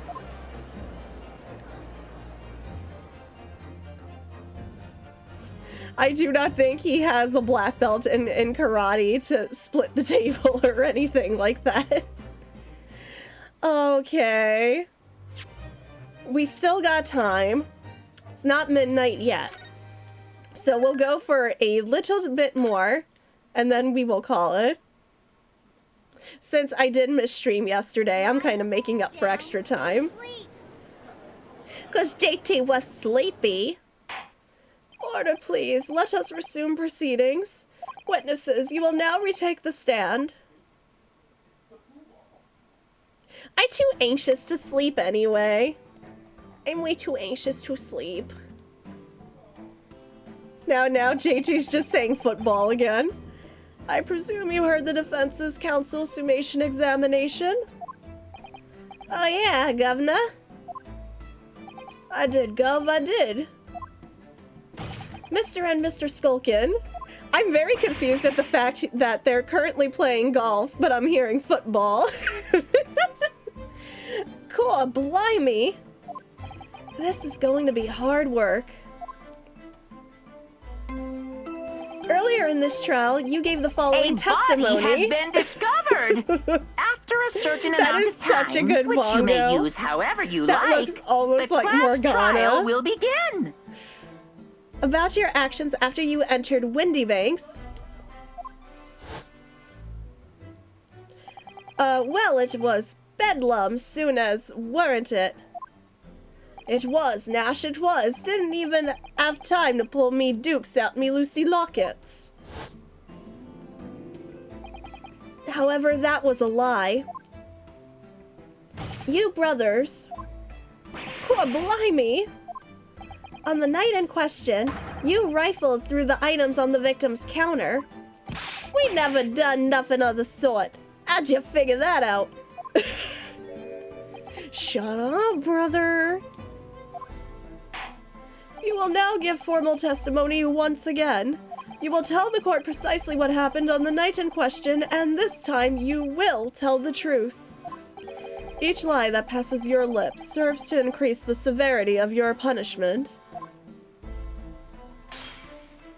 And that, gentlemen, may deal a crushing blow to your chances of ever seeing the light of day again. The Mario brothers have fallen on hard times. The plumbing business be really hard right now. A thought worth pondering, perhaps. Say no more, Gov. We hear ya. We blab, we'll squeak, we'll peach. I can't believe you just said that. I'm crying. Oh my gosh, that makes sense. Wait a minute. Oh my gosh, they're wearing the colors. And of course, the brother that's wearing green is taller. I'm so upset. And they got mustaches. I'm crying. All right, Luigi. We did knock a few. No, I'm not going to start doing that. All right, we did knock a few things over, but we weren't rifling for nothing. It was when we heard the gunshot, see? Made us both jump and all that stuff went flying. Lummy, it didn't give me a fright. We was thinking the shoot'd come out the door and get us next. We stuck everything back where we found it and scarpered straight into him in the black. We couldn't have shot the pawnbroker, see? We never even had a chance, did we? Legally distinct Mario Brothers, legally distinct Sherlock. What will they think of next? Oh my gosh. So you admit to the defense's accusation? Also, someone please get me a gauze, because this broken wine glass absolutely destroyed my hand. And yet he looks like it never bothers him. You did indeed ransack Mr. Windybank's countertop on the night in question. Not ransack, Governor, no. That's right, Nash, that's right. It's more like we tidied up, yeah. Mom, can we have Mario Brothers? We have the Mario Brothers at home. Sorry. By their own admission, these brothers entered the pawnbrokery under dubious circumstances. However, they panicked and fled on hearing the gunshot, having first made good their mess. The way you say it, we oddly sound like roughs at all. We don't, Nash, we don't. Can he make us sound a bit more cutthroat? It can't just be coincidence that these men showed up at Windybanks that night. There's more to their testimony that meets the eye, I'm sure of it. Those are Wario and Waluigi. But they're not wearing the purple and the yellow. Okay, so we're gonna have to start... I don't remember anything really sticking out, so I might just have to start pressing them. We did knock a few things over, but we weren't rifling for nothing. Then what were you rifling for? If that's the case, then why didn't you testify to that effect in the first place? Well, you know, we ain't exactly squeaky clean, are we? We ain't, Nash, we ain't. If we admitted to something like that, people would think we was up to no good. Well said, Ringo, me old China. We'd only land ourselves in even more trouble. And in fact now, as a result of lying of your previous testimony, that's exactly what you've done. Landed yourselves in even more trouble. Ah, well, let's run, look. Says the rotten apple eater. Witnesses, explain your actions to the court. Why did you ransack the victim's counter? We never ransacked nothing. Right, Nash, right. More like we tidied the place up. Even Van Zeeks is getting tired of their BS. Sorry. They are so dumb. I'm sorry, but you guys need a different profession. Hold it! Wario teamed up with Luigi because this time Bowser kidnapped Mario and Waluigi. Why can't we get that? At least it would be, that would be such a different Mario game. So what you're saying is, The sound of the gunshot shocked you so much you knocked all those things off the counter? Well, it shocked one of us that much, yeah? This bag of nerves needs to learn to keep his shirt on. Look, it was loud, alright? Blimey, me dead granny would have woken up at that bang. Big Bravia screamed like a bloomin' baby fell over on the counter. He knocked over a load of books, a candlestick, and some skull whatnot.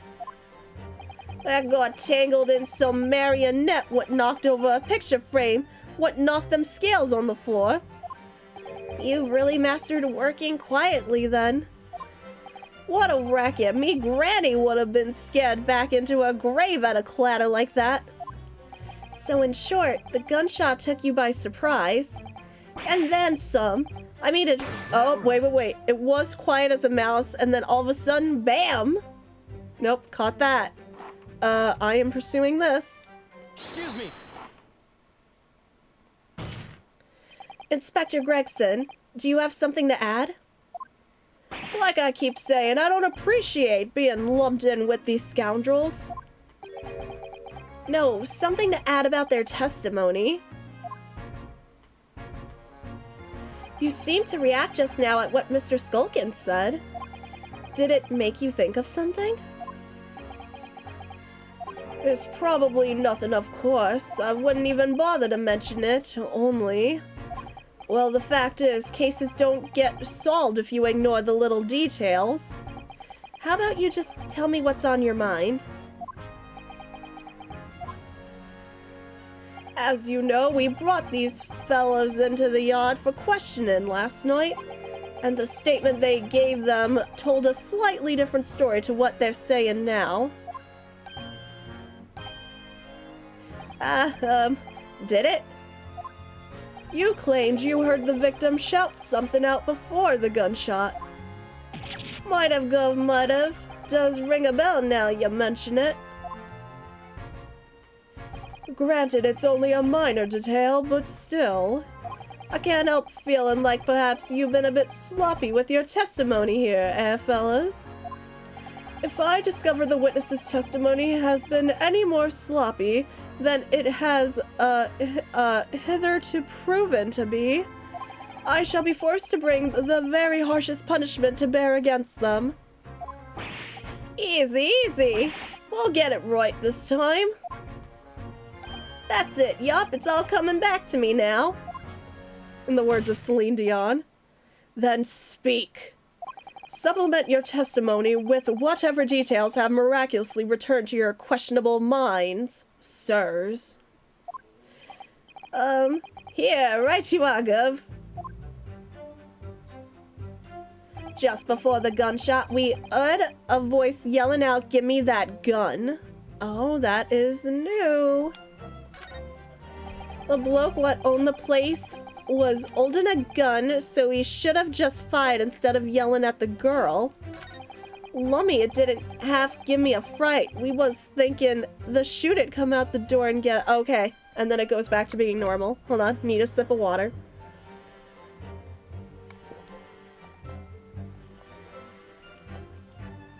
I think I want to stop them. Go back to what they said. Was it that one? No, not that. No, wait, it is that one. How could he have? He wasn't, because she was hold on. I'm going to stop you right there. I think it's this, yeah, this one. Objection. You're saying that on the night in question, the victim, Mr. Windybank, was wielding a gun, is that correct? That's it, Gov. You've got the picture. He has, now she has, no question. And yet the photographic evidence for the time of the incident clearly shows that Mr. Windybank was not in possession of a firearm of any description. Objection. You surprise me. Does the defense really intend to highlight evidence that compromises the position of the accused even more? But it's the truth, though. Furthermore, the defense has failed to establish that the photographic print presented was taken a suitably short time prior to the victim's death. Your chronology is severely lacking. Oh, garbage.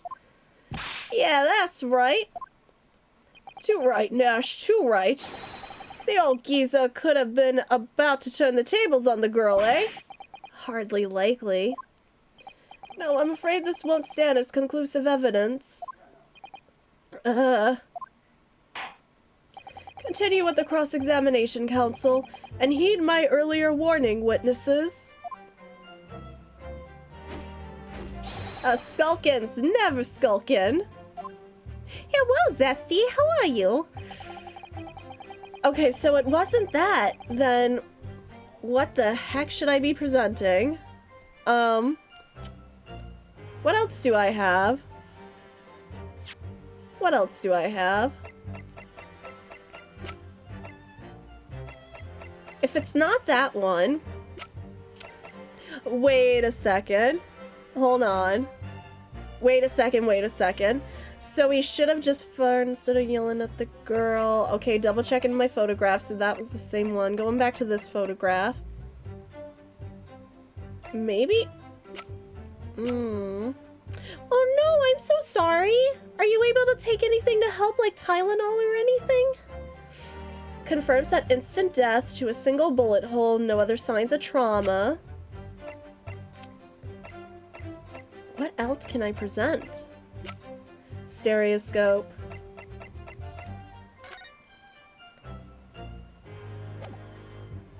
Okay, hold on. What was the statement from before? Just before the gunshot, we heard a voice yelling out, "Give me that gun." So that was before the gunshot. Okay. Oh, okay. As long as the Theraflu helps. I hope it's nothing too... I hope you're not coming down with anything icky. I want to say... I obviously have to present something to either this statement or this statement. And I'm not sure what it could be. The bloke what owned the place was holding a gun. But how could he have if he was the one... If he was the one shot? That wouldn't make any sense. Do I present the photo where he was shot? Objection. Oh, wait a second. That might be it. So you're saying that on the night in question, the victim, Mr. Windybank, was wielding a gun. Is that correct? That's it, Gov. You got the picture. Yes, Nash. Yes, no question.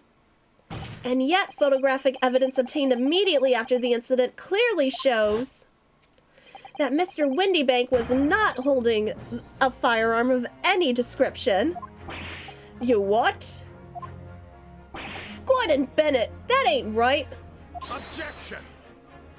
There can be no question that the victim's revolver was used in the incident. I would remind the court that Mr. Windybank's gun was found at the scene. Not only was it identified as the murder weapon, but it was found in the accused's hand. Yeah, that mole Tula used the victim's own gun to finish him off. Give me that gun. Bam! Thank you guys for the lovely reenactment kind of thing. Hold it! Stay exactly where you are. Right there. Eh? Gave you a chance to reorder your bazillion markers into color numerical order. Aw, nice! At least it sounds like you got some stuff you wanted to get done. Head colds are still no fun. I know they're not serious, but I know they still no fun. If the crime had taken place as you've so colorfully described in your testimony, it would give rise to an undeniable and significant inconsistency in the final moments you just acted out. Goodness, are you sure, counsel? You intrigue me, my learned friend, but let's see some evidence to support your claim. Where is the proof that demonstrates the inconsistency in the witness's portrayal of the victim's final moments? Oh, okay. No, not those. Where's the... I have the autopsy report, right? It was instant death. So... I'm gonna fight you on that. No other visible signs of instant death from the bullet from the heart. The bullet entered the body from the back on a gently right. There we go. I think it's that. Take that! According to their testimony, the witnesses claim to have heard a shout of "Give me that gun," followed by the gunshot. Indeed, with the two events happening almost simultaneously, or so we've been led to believe. Yes, that's right. Now, if that testimony is true, it would mean that at the moment of death, the victim and his attacker would have been facing each other. However, in the autopsy report, it clearly states that the victim died instantly after firing a shot from behind. So, as I stated before, there is an undeniable inconsistency in your testimony, Mr. and Mr. Skulkin. These two are liars. But it's the God's honest truth. I don't think you should be saying that because God might just smite you right here if you're not careful. It is, Nash, it is. When he was shot that night, the shopkeeper had a gun in his hand. We saw it with our own bleeding eyes. Did I hear you right just now? You actually saw Mr. Windybank holding a gun? I feel like these guys would. I feel like these guys would hacking lie on the Bible. I'm not even Christian, but I support the smiting. These guys are not helping. Like, you were like trying to put this child in prison for a murder she didn't commit, and you shot Mr. Sholmes. Not looking good, guys. You actually saw Mr. Windybank holding a gun? Something like that might have slipped out. Ladies and gentlemen, you have all just heard the admission by these two witnesses that on the night in question, they actually saw with their own eyes the victim wielding a gun, which can only mean that despite their testimony to the contrary, the Skulkin brothers must have encountered the victim in person. Nash, yeah, nope. We're telling the God honest truth, and then God struck down the non-Mario brothers. Oh my gosh. Order! Witnesses, explain yourselves at once. Well, the thing is, it weren't supposed to, It would seem that my previous warning fell on deaf ears. I made it quite clear that false witnesses would be the death of you. Am I to understand that you replaced the untruths of your original testimony with renewed lies? Ever so sorry, Governor. Truth is, see, they're gonna get smoit. Cut it out, Nash, cut it out. If we blab now, you know what they'll do to us. Hey, who are they talking about? Are they being threatened? Let me make your position here perfectly clear. You will talk. There is no other option available to you. Bruv, come on, the game's up. But all Eva guts for goddess. In case it hasn't quite sunk in yet. That's what we were saying earlier, Horace and Jasper. They're gonna come back. They've stolen the puppies. No matter how hard you try to hide the truth, it will come out. You know, it's kind of funny back watching live action 101 Dalmatians years later.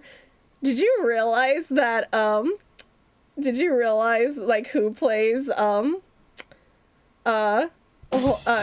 Jasper? Like, go look on IMDb if you're curious. I'm so glad you won golf, hun. I'm so proud of you. They stole the poopies. The poopies. I just want to see if someone's gonna be really surprised, because I was like, wait a second. On the night in question, it is now apparent that you brothers met face to face with the victim. I demand that you testify again to explain the precise circumstances under which... Wait, did you look up what I just said? Did you just discover? Man, the cast listing for 101 live action Dalmatians was wild. Mr. Upper Class to himself. I'm serious. I didn't realize this till years later. I don't go back to rewatch the live action one like I do with the animated version because I love animated in 101. But I also love 101 Dalmatians as a property. The fact that 101 Dalmatian Street did not get a sequel is such a crime. Disney so totally set that up for failure. Anyway, I'm going to start talking about how much I love 101 Dalmatians if somebody doesn't stop me.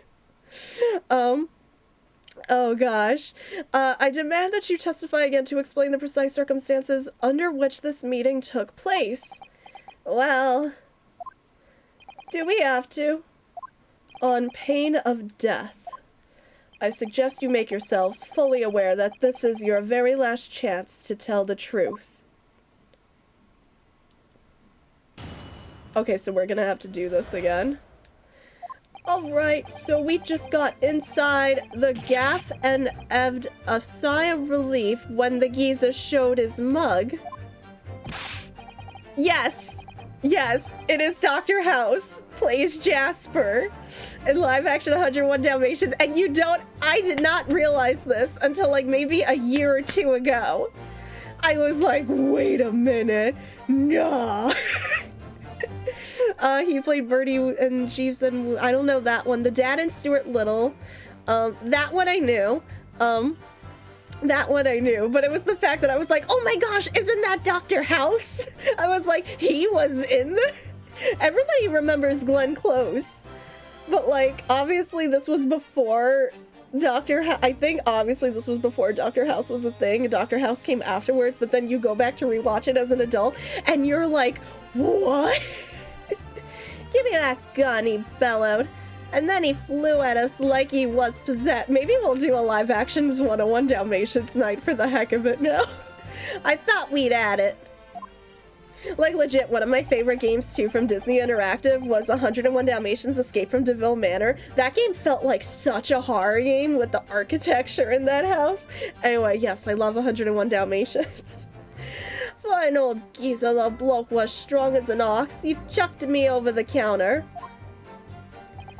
I pulled me gun on him and then he legged it through that door into the back room.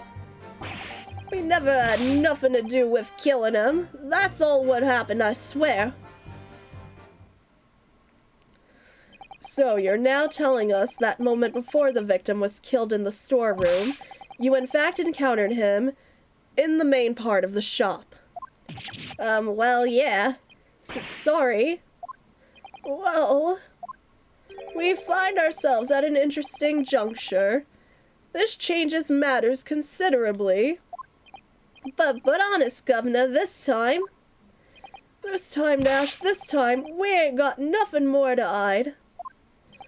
Very well, counsel for the defense, you may proceed with your cross-examination. Yes, my lord. This is it. The moment I've been waiting for. Have you seen the Avatar series and the Dragon Prince series? I have seen Avatar: The Last Airbender. I've been wanting to watch the Dragon Prince series, but I don't have Netflix because I think that's stuck on Netflix, right? But I saw Avatar.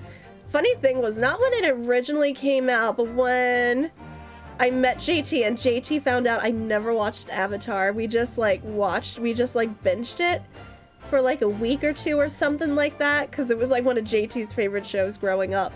And that's how I got into Avatar. Alright, so we just got inside the... Yeah, okay, so we're gonna have to... Case in point from... Hold on. TV. That is a great screen. I have Tumblr still up. That is a great screenshot. Oh gosh, I watch it on a website. Oh, okay. See, like, I had to cancel Netflix because Muns, but like after Camp Cretaceous ended, which was kind of like my big thing. After it was a mix of Camp Cretaceous ending, they ruined The Witcher. Like, there was just a bunch of Centaur World ended. There wasn't like aside from Dragon Prince, there wasn't really anything on Netflix like catching my eye that I could justify continuing to pay for it. Like, honestly, but I would like Dragon Prince is like super interesting to me just because hi Dragon Girl. Like, honestly. Maybe one day I will see. Netflix has just been pulling some moves that have also just been making me upset with like charging people for multiple accounts. I'm like, that's so heckin' greedy. Sure. Oh dang, they're on 6 seasons? I didn't even realize how long the show had been going on for. So here, I don't think I really have anything. So I am just going to start pressing everything again. Hold it! When you say geezer, I presume you mean the victim and the proprietor of the shop, Mr. Windy Bay? Well, sorry. I mean, that's right. We was keeping a close eye on the entrance to the gaff, obviously. But we never thought no one was gonna come out of the back room like that. See, admittedly, I love Disney, but I will call out Disney for, like, crappy business practices. I do it all the time, like, just because I love them doesn't mean they're movies, but doesn't mean I'm not gonna call them out for crappy stuff. Like, their cast members should be paid more. I've got, like, friends who are cast members, and I'm like, please pay my friends more. They deal with a lot. I get a lot of inside stories. The back room being the pawnbrokery storeroom? Yeah, that must be where he popped it again. 101 Dalmatian Street was done so dirty by Disney. They kind of set that up to fail, and that show was so good. I'm not just saying that because I unabashedly love 101 Dalmatians. Yeah, that must be where he popped him up from. Only place he could have been. So it would seem the victim was already in the storeroom when these brothers entered the premises. Which means Ginny must have been in there at that point as well. But that doesn't make sense, does it? See, I admit, I can't say anything about Marvel because I'm not a Marvel or like DC person for that matter. I'm not a superhero person in general. Or neither am I Star Wars, so I can't say anything about either of those. But like, I'm kind of like really burnt out with all the live action movies. Like, there's some really good ones, but like most of them just, I wish they would put if they're gonna go and put the effort into their live action movies like they did with Cinderella and like Jungle Book, if they put like that same effort into all of them, I wouldn't be so burnt out. Stick it to Disney by playing Steamboat Willie on stream on loop. I can't, they'll ban me from the parks. I'm kidding. They'll be like, oh gosh. I thought I was gonna get banned from the parks last time because when we tried getting into Epcot, I think it was Epcot, so they pulled me to the side and I was like, oh my gosh, what did I do? And they were like, oh no, the metal detector was just going off. And I was like, is it because of my headphone? I thought I was about to be banned. I was immediately like, what did I do? And yet you never got banned when you hid in the park as a kid. Okay. In my defense, I didn't want to go home. In my defense, my mother tried to take us home. I really didn't want to go home. If Gina had threatened Mr. Windy Bank into the storeroom with her at gunpoint. Look, I was like 9 or 10. Then why would he have emerged from the same room all alone when the brothers arrived? Oh, I don't know. Did you see the accused at the time? What that mole Tula? Couldn't you tell ya? No way, Kaba. We had bigger fish to fry then. I mean, the old geezer just lost it. Okay, so I'm gonna press this one. Hold it! You mentioned that Mr. Windybank shouted those words in your previous testimony, too. Oh, I was a very odd child. I will totally admit that. But, like, it was just really funny because I think we had tickets for the day because our flight wasn't until, like, super later at night. So then I just immediately, like, booked it. And I was like, that's it, I'm hiding. I'm like, I can't go home on a plane if they can't find me. Oh my gosh, I was crazy.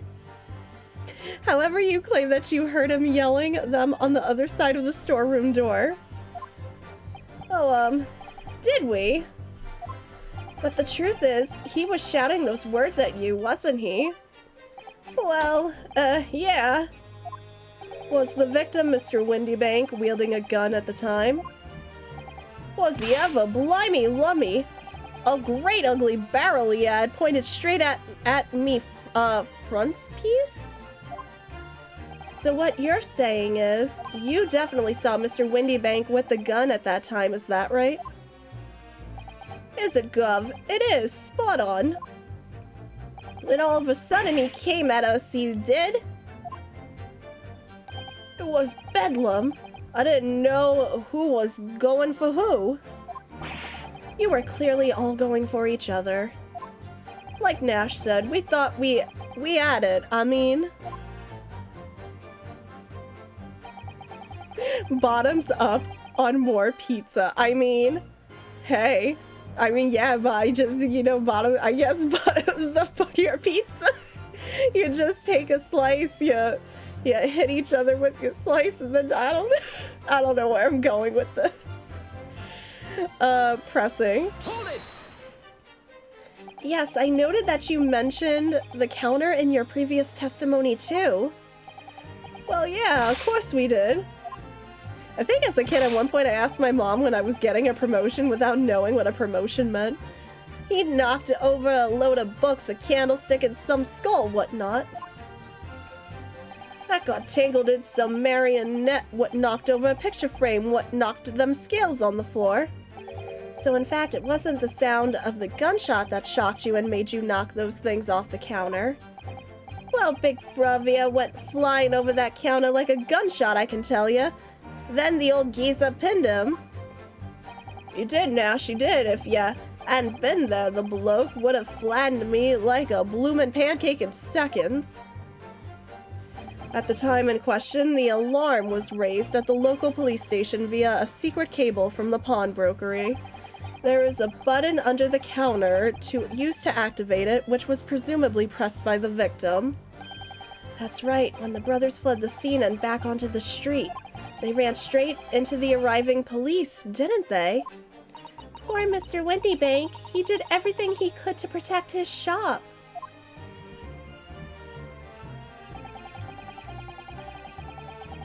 Hold it!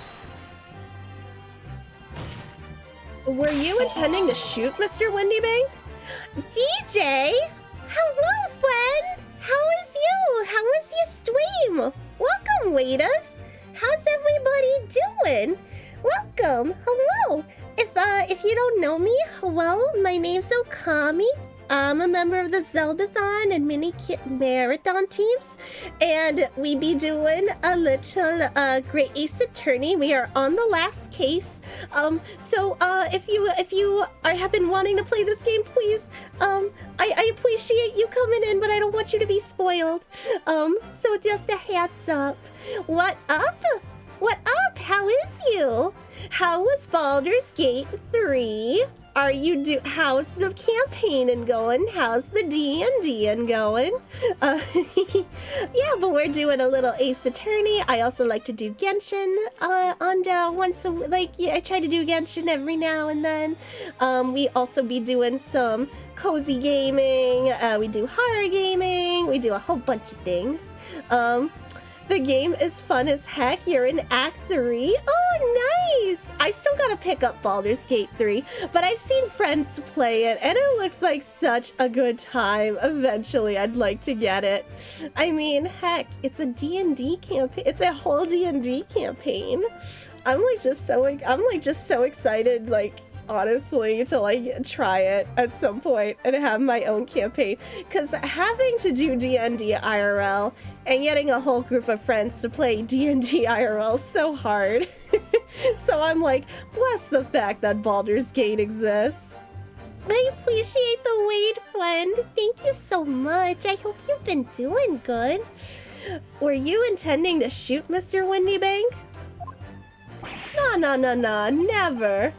I was just, you know. Oh yes, this is the Discount Mario Brothers if you're very confused. Hi Zimmy, hun, how is you? Looking out for me, bruv, weren't I? It was being flattened, don't forget. I apologize for my really poor British, my really poor British English accent. By a man whose shop was being burgled, yes. And then the man fled into the storeroom when you pointed your gun at him, is that it? It's so bad. I know it's bad. I was trying to make me... I'll take you, Cesty. I know it's bad. Yeah, that's it. He shoved me away, then ran off through that door and shut himself in. There's something about that last remark. Something that doesn't quite ring true. I wonder why Mr. Windybank ran away into the storeroom. What? Well, according to what everyone's saying, Ginny was in there waiting for him with a gun. Yeah, that's right. Gina allegedly used Mr. Windybank's gun to threaten him and force him to open the storeroom door. In which case, how did the gun end up in Mr. Windybank's hands again? I have no idea, but that is strange, isn't it? This little inconsistency could be significant. I should make a mental note of it. Look, the point is, me and me bravia. That's right, Nash, that's right, me and me bravia. And then last statement to press. Hold it! You say you had nothing to do with it? Nothing at all. Nothing, Gov, nothing. The old geezer went and shut himself in the back room, didn't he? Locked it was from the inside. We know it was, 'cause we tried to open it. But it's a decent door, that one. Good and strong, wouldn't budge an inch. So in the end, the situation remains unchanged. Inside the storeroom with the pawnbroker, there was only one other person. The sole person who could possibly have shot the victim, the accused, Miss Gina Lestrade. I would indeed appear so. What say you to that, counsel? I don't know. Was there anyone else apart from Gina who could have possibly shot Mr. Windybank? Okay, so I'm gonna say there is, because otherwise we'd be in trouble. I just wrote assignment for my computer science class and got most of it wrong. Oh, Ilya! You tried your best, hun. I'm sorry. You're doing okay. Just woke up, passed out after getting home from the doctor's. Aw, I hope it was a good nap, at least, Zimmy. I hope everything's okay. How long does it take to vacuum your whole house in one go? For my house? The thing that, so this is like a complicated question for me because I use a Roomba and a regular vacuum. I use a Roomba for our hardwood floors and I use a vacuum for the carpeting. So that is a really hard question for me to answer. If I'm just vacuuming my two rooms, like maybe roughly around half an hour. Because the Roomba, I don't feel like counts, because I just let the Roomba kind of do its thing. It all depends, but I also don't have a huge house. I'm just someone who, I'm like, did I miss something? Oh, better go over that again, you know? I kind of go a little crazy when I clean. I'm gonna say there could have been, otherwise I feel like that would not be good for us. Mr. and Mr. Skulkin. What? What's that look for? From the moment you admitted that you had encountered the victim face to face that night, the course of this trial changed completely. It did? What is your point, my learned friend? The question we must answer is, who could have shot Mr. Windybank? And it is the belief of the defense that the defendant is not the only possible answer at all.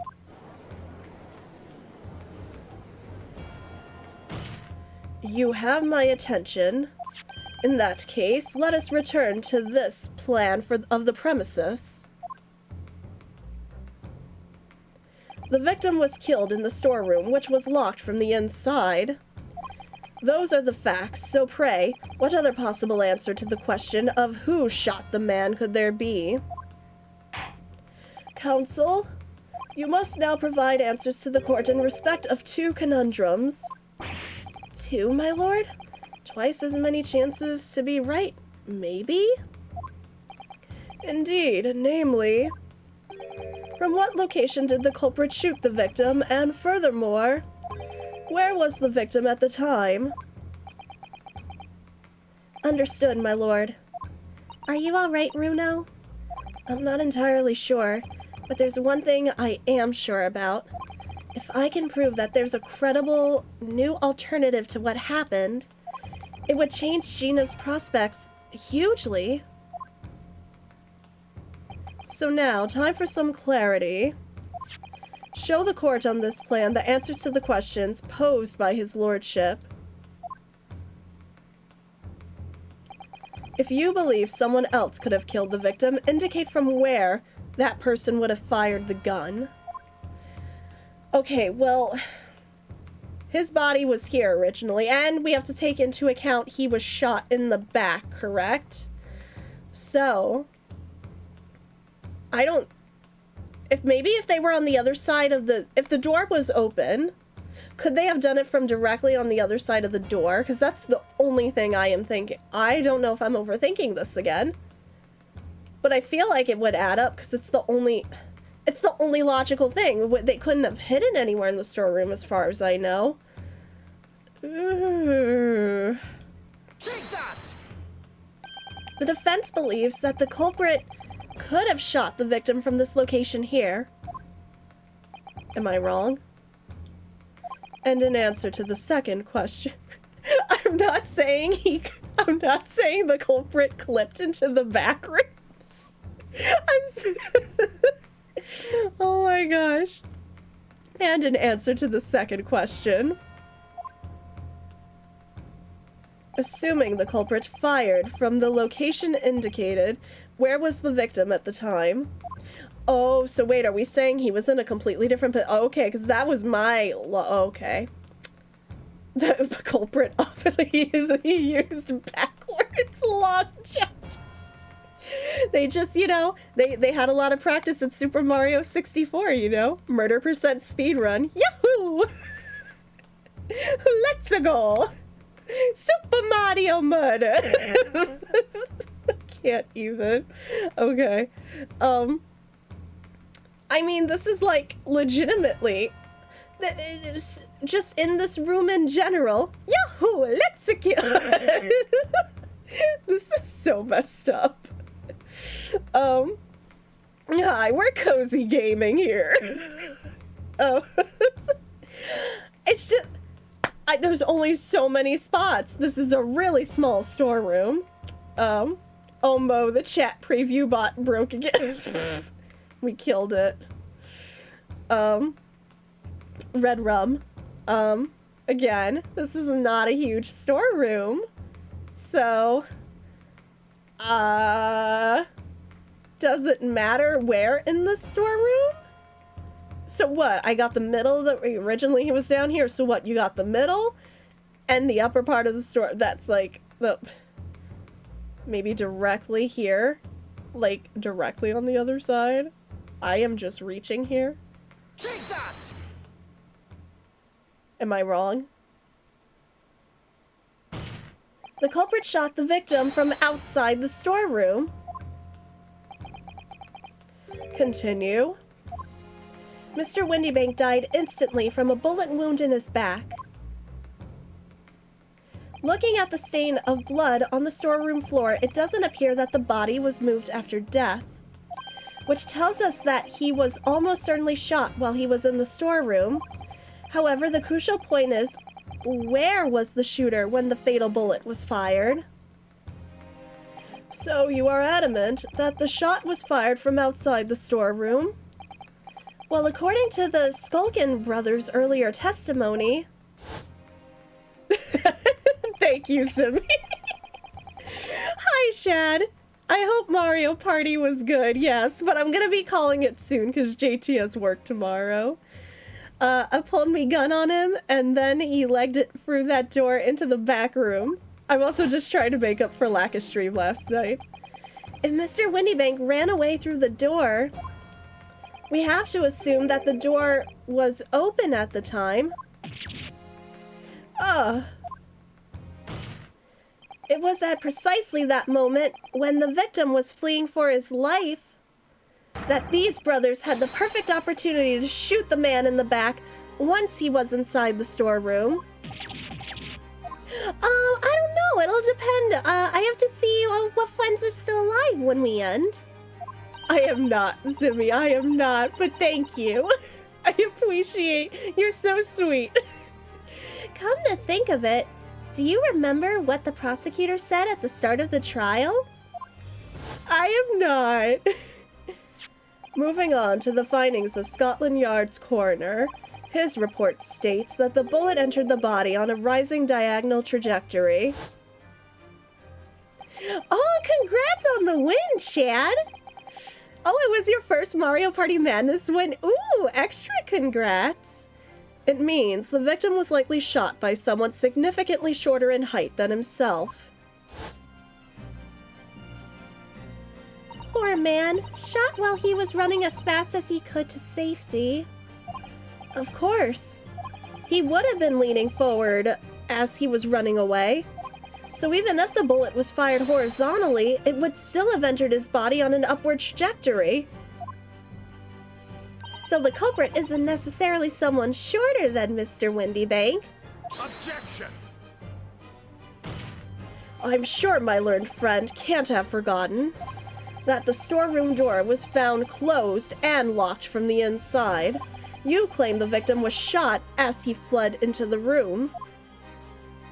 Do you also claim his corpse was dexterous enough to turn the key in the lock? Depends. How was his dexterity check? But, what if someone else locked the door? Yes, there is someone else who could have locked the storeroom door. Is that so? Very well then, counsel. Present your hypothesis to the court.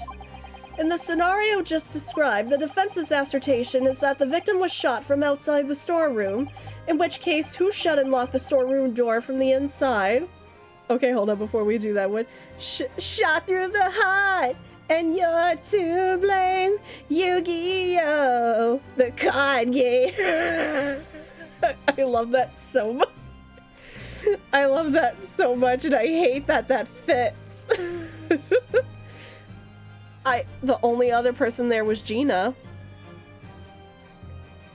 She was the only one in there. It has to be.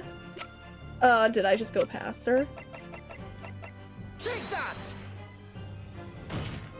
Obviously, the person who locked the door was the only other person inside the storeroom at the time. The defendant, Miss Gina Lestrade. Objection! That's absurd. You're suggesting that the accused deliberately engineered the sealed room? For what possible reason?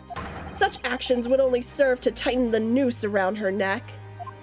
I am inclined to agree, I must say. Well, counsel. Yeah, that's a tricky one, that, isn't it? Half-baked notions have no place in my courtroom, counsel. Remember that, please. But of course Ginny would have locked the door. It almost goes without saying, doesn't it? It does? Well, if I was Ginny in that situation, I know I would have locked the door as quickly as I could. I mean, those two burglars had just fired a gun in her direction, hadn't they? Oh yeah, obviously. Before the two brothers arrived, Miss Lestrade and Mr. Windybank were in the storeroom together. Now, I don't know what went on between them at that point, but at some point, Mr. Windybank must have heard the intruders breaking into his shop and left the storeroom. Intruders, eh? That's us, bruv.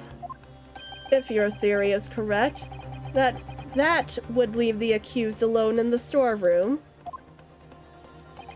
Yes, it would. Then probably only moments later the victim fled back through the storeroom door, hoping to escape danger. Hit in the back by the bullet, Mr. Windybank fell to the floor where he was, just inside the storeroom. And what we have to ask ourselves now is, what would the defendant have done in that moment? I see where you're going with this. Outside the storeroom was a terrifying killer who had just murdered Mr. Windybank. As soon as the thought struck Miss Lestrade, she slammed the door shut and locked it, in order to save her own life. Hold it! I mean, we ain't the ones who done it. We ain't, Gov, we ain't. You gotta believe us. I mean, come on, we never shoot no one. Objection! That's blatantly untrue. I know for a fact that you would. Because before my own eyes, you shot Mr. Airlock Sholmes. There's only one logical conclusion here. Mr. and Mr. Skulkin, you brothers had every opportunity to have been the true perpetrators of Mr. Windybank's murder.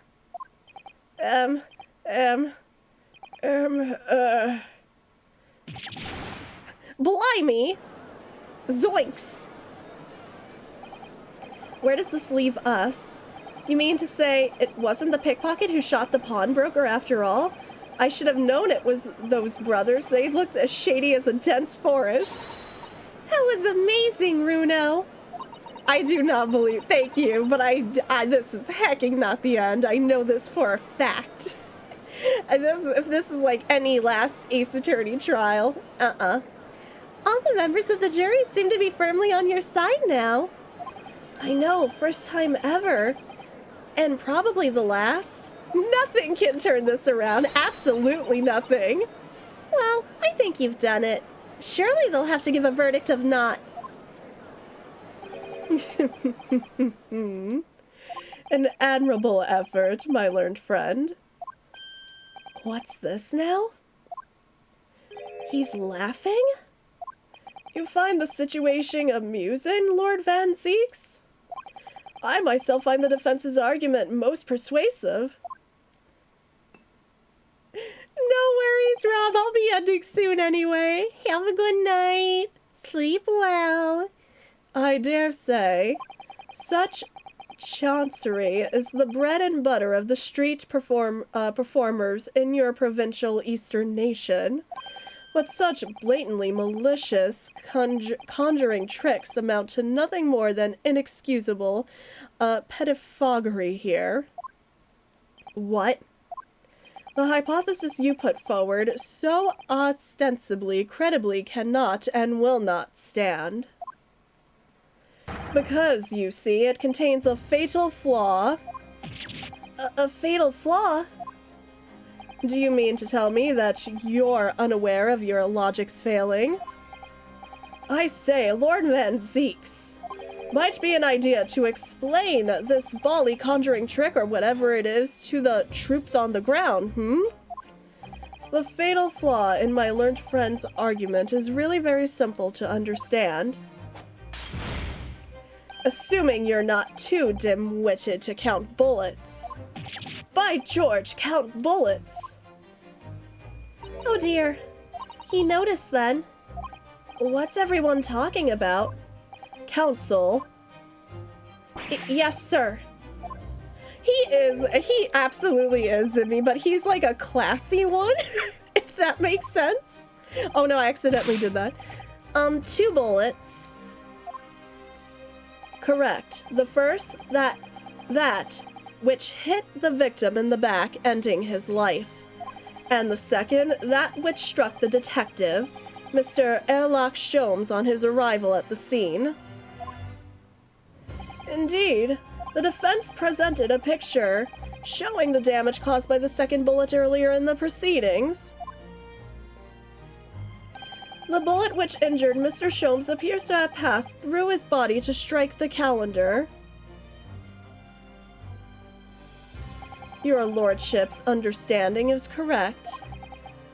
Furthermore, we know now there are 2 firearms involved in the incident. The revolver belonging to the victim, Mr. Windybank, and the Skulkin brothers' revolver. The evidence shows that a single bullet was fired from each gun. Yes, indeed it does. A single bullet from each. Now then, my learned friend. You yourself told the court only moments ago that these 2 brothers shot Mr. Erlach Sholmes right before your eyes. Yes, I did. Oh my goodness. I think you'll find that if the single bullet that was fired from the brother's gun hit Mr. Sholmes, it means... Windybank not shot by same gun. Stop. Only 1 bullet. Stop. Exactly. Yes, this Nipponese street performance presented an ostensibly credible argument. However, it was never anything more than a diversionary trick with no hope of standing up to scrutiny. I'm just saying right now, I also never learned to count. I'm also just really bad at counting. Order! Again, we're just Have we not learned about not tossing things in court? Pray, forgive the discourtesy of flinging the dregs of this hallowed nectar into the public gallery. You can apologize, but I'm pretty sure the guy that you just gave a concussion to won't be so forgiving. Lord Van Zeeks. But this court needs to open its eyes. The accused, Miss Gina Lestrade, is no ordinary little girl. Despite her young years, she can, regrettably, no longer be described as a juvenile. No, the person in the dock is far from a law-abiding citizen. She has a past riddled with criminal conduct. The truth is, the accused broke into the pawnbrokery on the night in question with loathsome intent. As we can see beyond doubt in this print, which depicts her threatening the victim with the murder weapon. And I have here, in my possession, one more piece of evidence that the prosecution wishes to present. That disc! I'll be taking that, whatever it is, of Mr. McGilded's down to the yard, thank you very much. No, don't give it to him. It's mine, that is, mine. I'm sorry, miss, but anything belonging to McGilded has to be taken in as evidence now. Yes, that music box disc. McGilded's music box disc. The very day before the hateful murder of Mr. Windybank, the accused attempted to make off with this article, which clearly doesn't belong to her, and with none of the subtlety of a pickpocket, I might add, but by brute force and brazen impudence. Good gracious! Make no mistake. Any sympathy for the accused on account of her years is misguided and dangerous. There are no depths to which this girl would not stoop if pushed, no crime she would not commit. The court forgets that fact at its peril. I see. I think it would be prudent to take the music box disc into evidence, counsel. As a grim testament to the Lord Van Zeeks, Inspector Gregson? What? Yes, Inspector. We had a meeting yesterday at the yard with the prosecution service and, I think it was agreed that the disc wouldn't be used as evidence. What's this all about? Why Is the inspector acting strangely? That's the first time he said anything to Van Zeeks at all. I am unaware of any such meeting. But those were the instructions straight from the top. The government bigwigs were insistent. Inspector, I am the prosecutor, and I alone determine how to present my case. Your warning is noted. Thank you. The prosecution wishes to proceed with submitting this disc as evidence, my lord. Indeed. Bailiff. The prosecution has established the accused's motive, opportunity, and baseness of character. There is nothing more to add.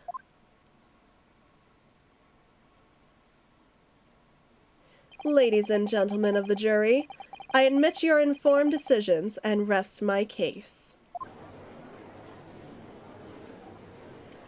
I don't believe it. I had the jury on my side for once, for all of 5 minutes. Oh dear. It wasn't even for 5 minutes, Runo. My lord, wonder if I might say something at this point. Oh, I think I understand what's going on now. Oh, I want to ask, but spoilers. So, let me know if you think, let me know as this goes on if you think you're right, Ilya. Proceed, Mr. Foreman.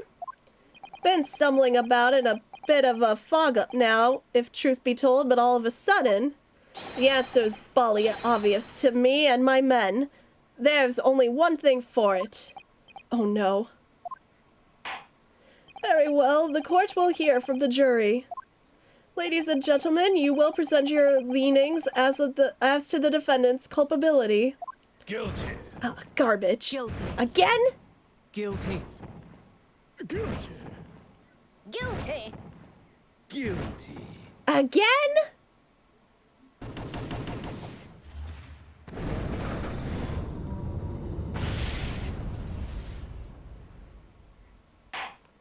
We have a consensus among the jury, it seems. When you have eliminated the impossible, whatever remains must be the truth. That's my line! I wrote that for Hurley! Ugh! How dare he use it against us! Don't worry, Iris. I don't think we're finished yet. There's still more to this case than we realize. There must be, because there's one thing that I'm absolutely certain of. Gina didn't shoot Mr. Windybank. That's beyond any doubt. Very well. We will proceed with the second summation examination of the day. Mr. Foreman, are you and the other jurors ready? Garradib's squadron is primed and ready for action, sir. Very good. So, ladies and gentlemen of the jury, you will each explain on what grounds you have for determined the defendant to be guilty. Excuse me, the mouse didn't get to vote, right? Okay, so we're not gonna do the summation examination, because it is hacking 12:35, and I gotta let JT get some sleep before work tomorrow. So, this is where we are gonna call it for tonight. Oh my gosh, we've been playing for 4.5 hours. This has been indeed a long stream, but I hope this makes up for last night. Thank you guys so much for, yes, the public domain mouse did not get a vote. I hope you guys enjoyed the Ace Attorney stream tonight. I hopefully will be back tomorrow. I still haven't heard back from my dermatologist about the biopsy, unfortunately, so if I don't hear back tomorrow, or hopefully that it's all good, there should be stream tomorrow. I don't know if we'll jump back to this, or if we'll do Snacko tomorrow. Or, you know, I know there's story stuff we gotta do in Genshin, so I want to, like, finish Navia's story. And we need to do Ridesley as well. And we gotta do part 2. We gotta do part 2 for Nahida. So I know that's also potential for tomorrow. So I can see what we end up doing. Thank you, Sarah, hun. I'm hoping, you know, the anxiety's just not been good for me. I know there's the new event I saw when I logged in earlier. I just wanted to see what the banners were, and I saw it was A and Yoimiya, and I was like, oh darn it, I have both of them. But I'll try pulling for weapon and see if I get it at least. But yeah, it kind of all depends if I hear back tomorrow. And then if I do, hopefully it's nothing major, or at least I'm hoping. That's my anxiety's been through the hecking roof. But then I'll let you guys know when we end up playing tomorrow. So thank you so much. She told me it could take up to 2 weeks, so hopefully not. But, you guys know me. I'm a hypochondriac. You know me. But, yeah, we'll go send the raid over to a friend right now. We'll see who is still streaming. I know it's almost 1 a.m. here, but we'll see who's still alive that we can go hit up for a raid, and send them the love, of course. There's the quick socials, if any of you would like to follow them. You don't have to, but they there. Let me go see who is still alive. And, of course, the Snacko Wiki is now up and live, too. So when we go back to Snacko stream, we have Snacko Wiki to help us out, which will be nice. I don't know if I'll do a poll. See what I want to do. I don't know. I'm kind of like all messed up this week just because of waiting for doctors to be messed up. But let me see who the heck is still alive. But yeah, I hope you all have a great rest of your night too, and I hope you have a great day tomorrow. Of course, you guys are absolute beans. All the good beans. So let me see who is, unless anybody has a suggestion, of course. A friend that we have not hit up recently, let me know. Otherwise, we got a few friends who are still alive right now that we can go hit up for a nice raid. I am just peeping in really hecking quick. I see, I already see somebody who's still going. Vasive is doing some Dave the Diver. I know that I have not hit Vasive up in a while. I'd like to go say hi to Vasive probably. So, we'll go do that. Where's the hecking raid message? Raid 2, because I still haven't fixed that. But I thank you guys so much for everything tonight. I'm gonna go make a little snack. And just probably start winding down for my night. But I hope you guys have a great rest of your night. I hope you have a wonderful day tomorrow. You guys are so awesome. Shout outs to DJ, my good friend DJ, again for the raid. Make sure you guys are following DJ. DJ is so much fun. I love his energy all the time. And I love you guys too. Thank you so much for being here. Every single person. Anybody, whether you were lurking as you were enjoying your night, if you were chatting in chat with us, yeah, just everybody here. I appreciate you being here. So thank you so much for all the support. It does mean the world to me.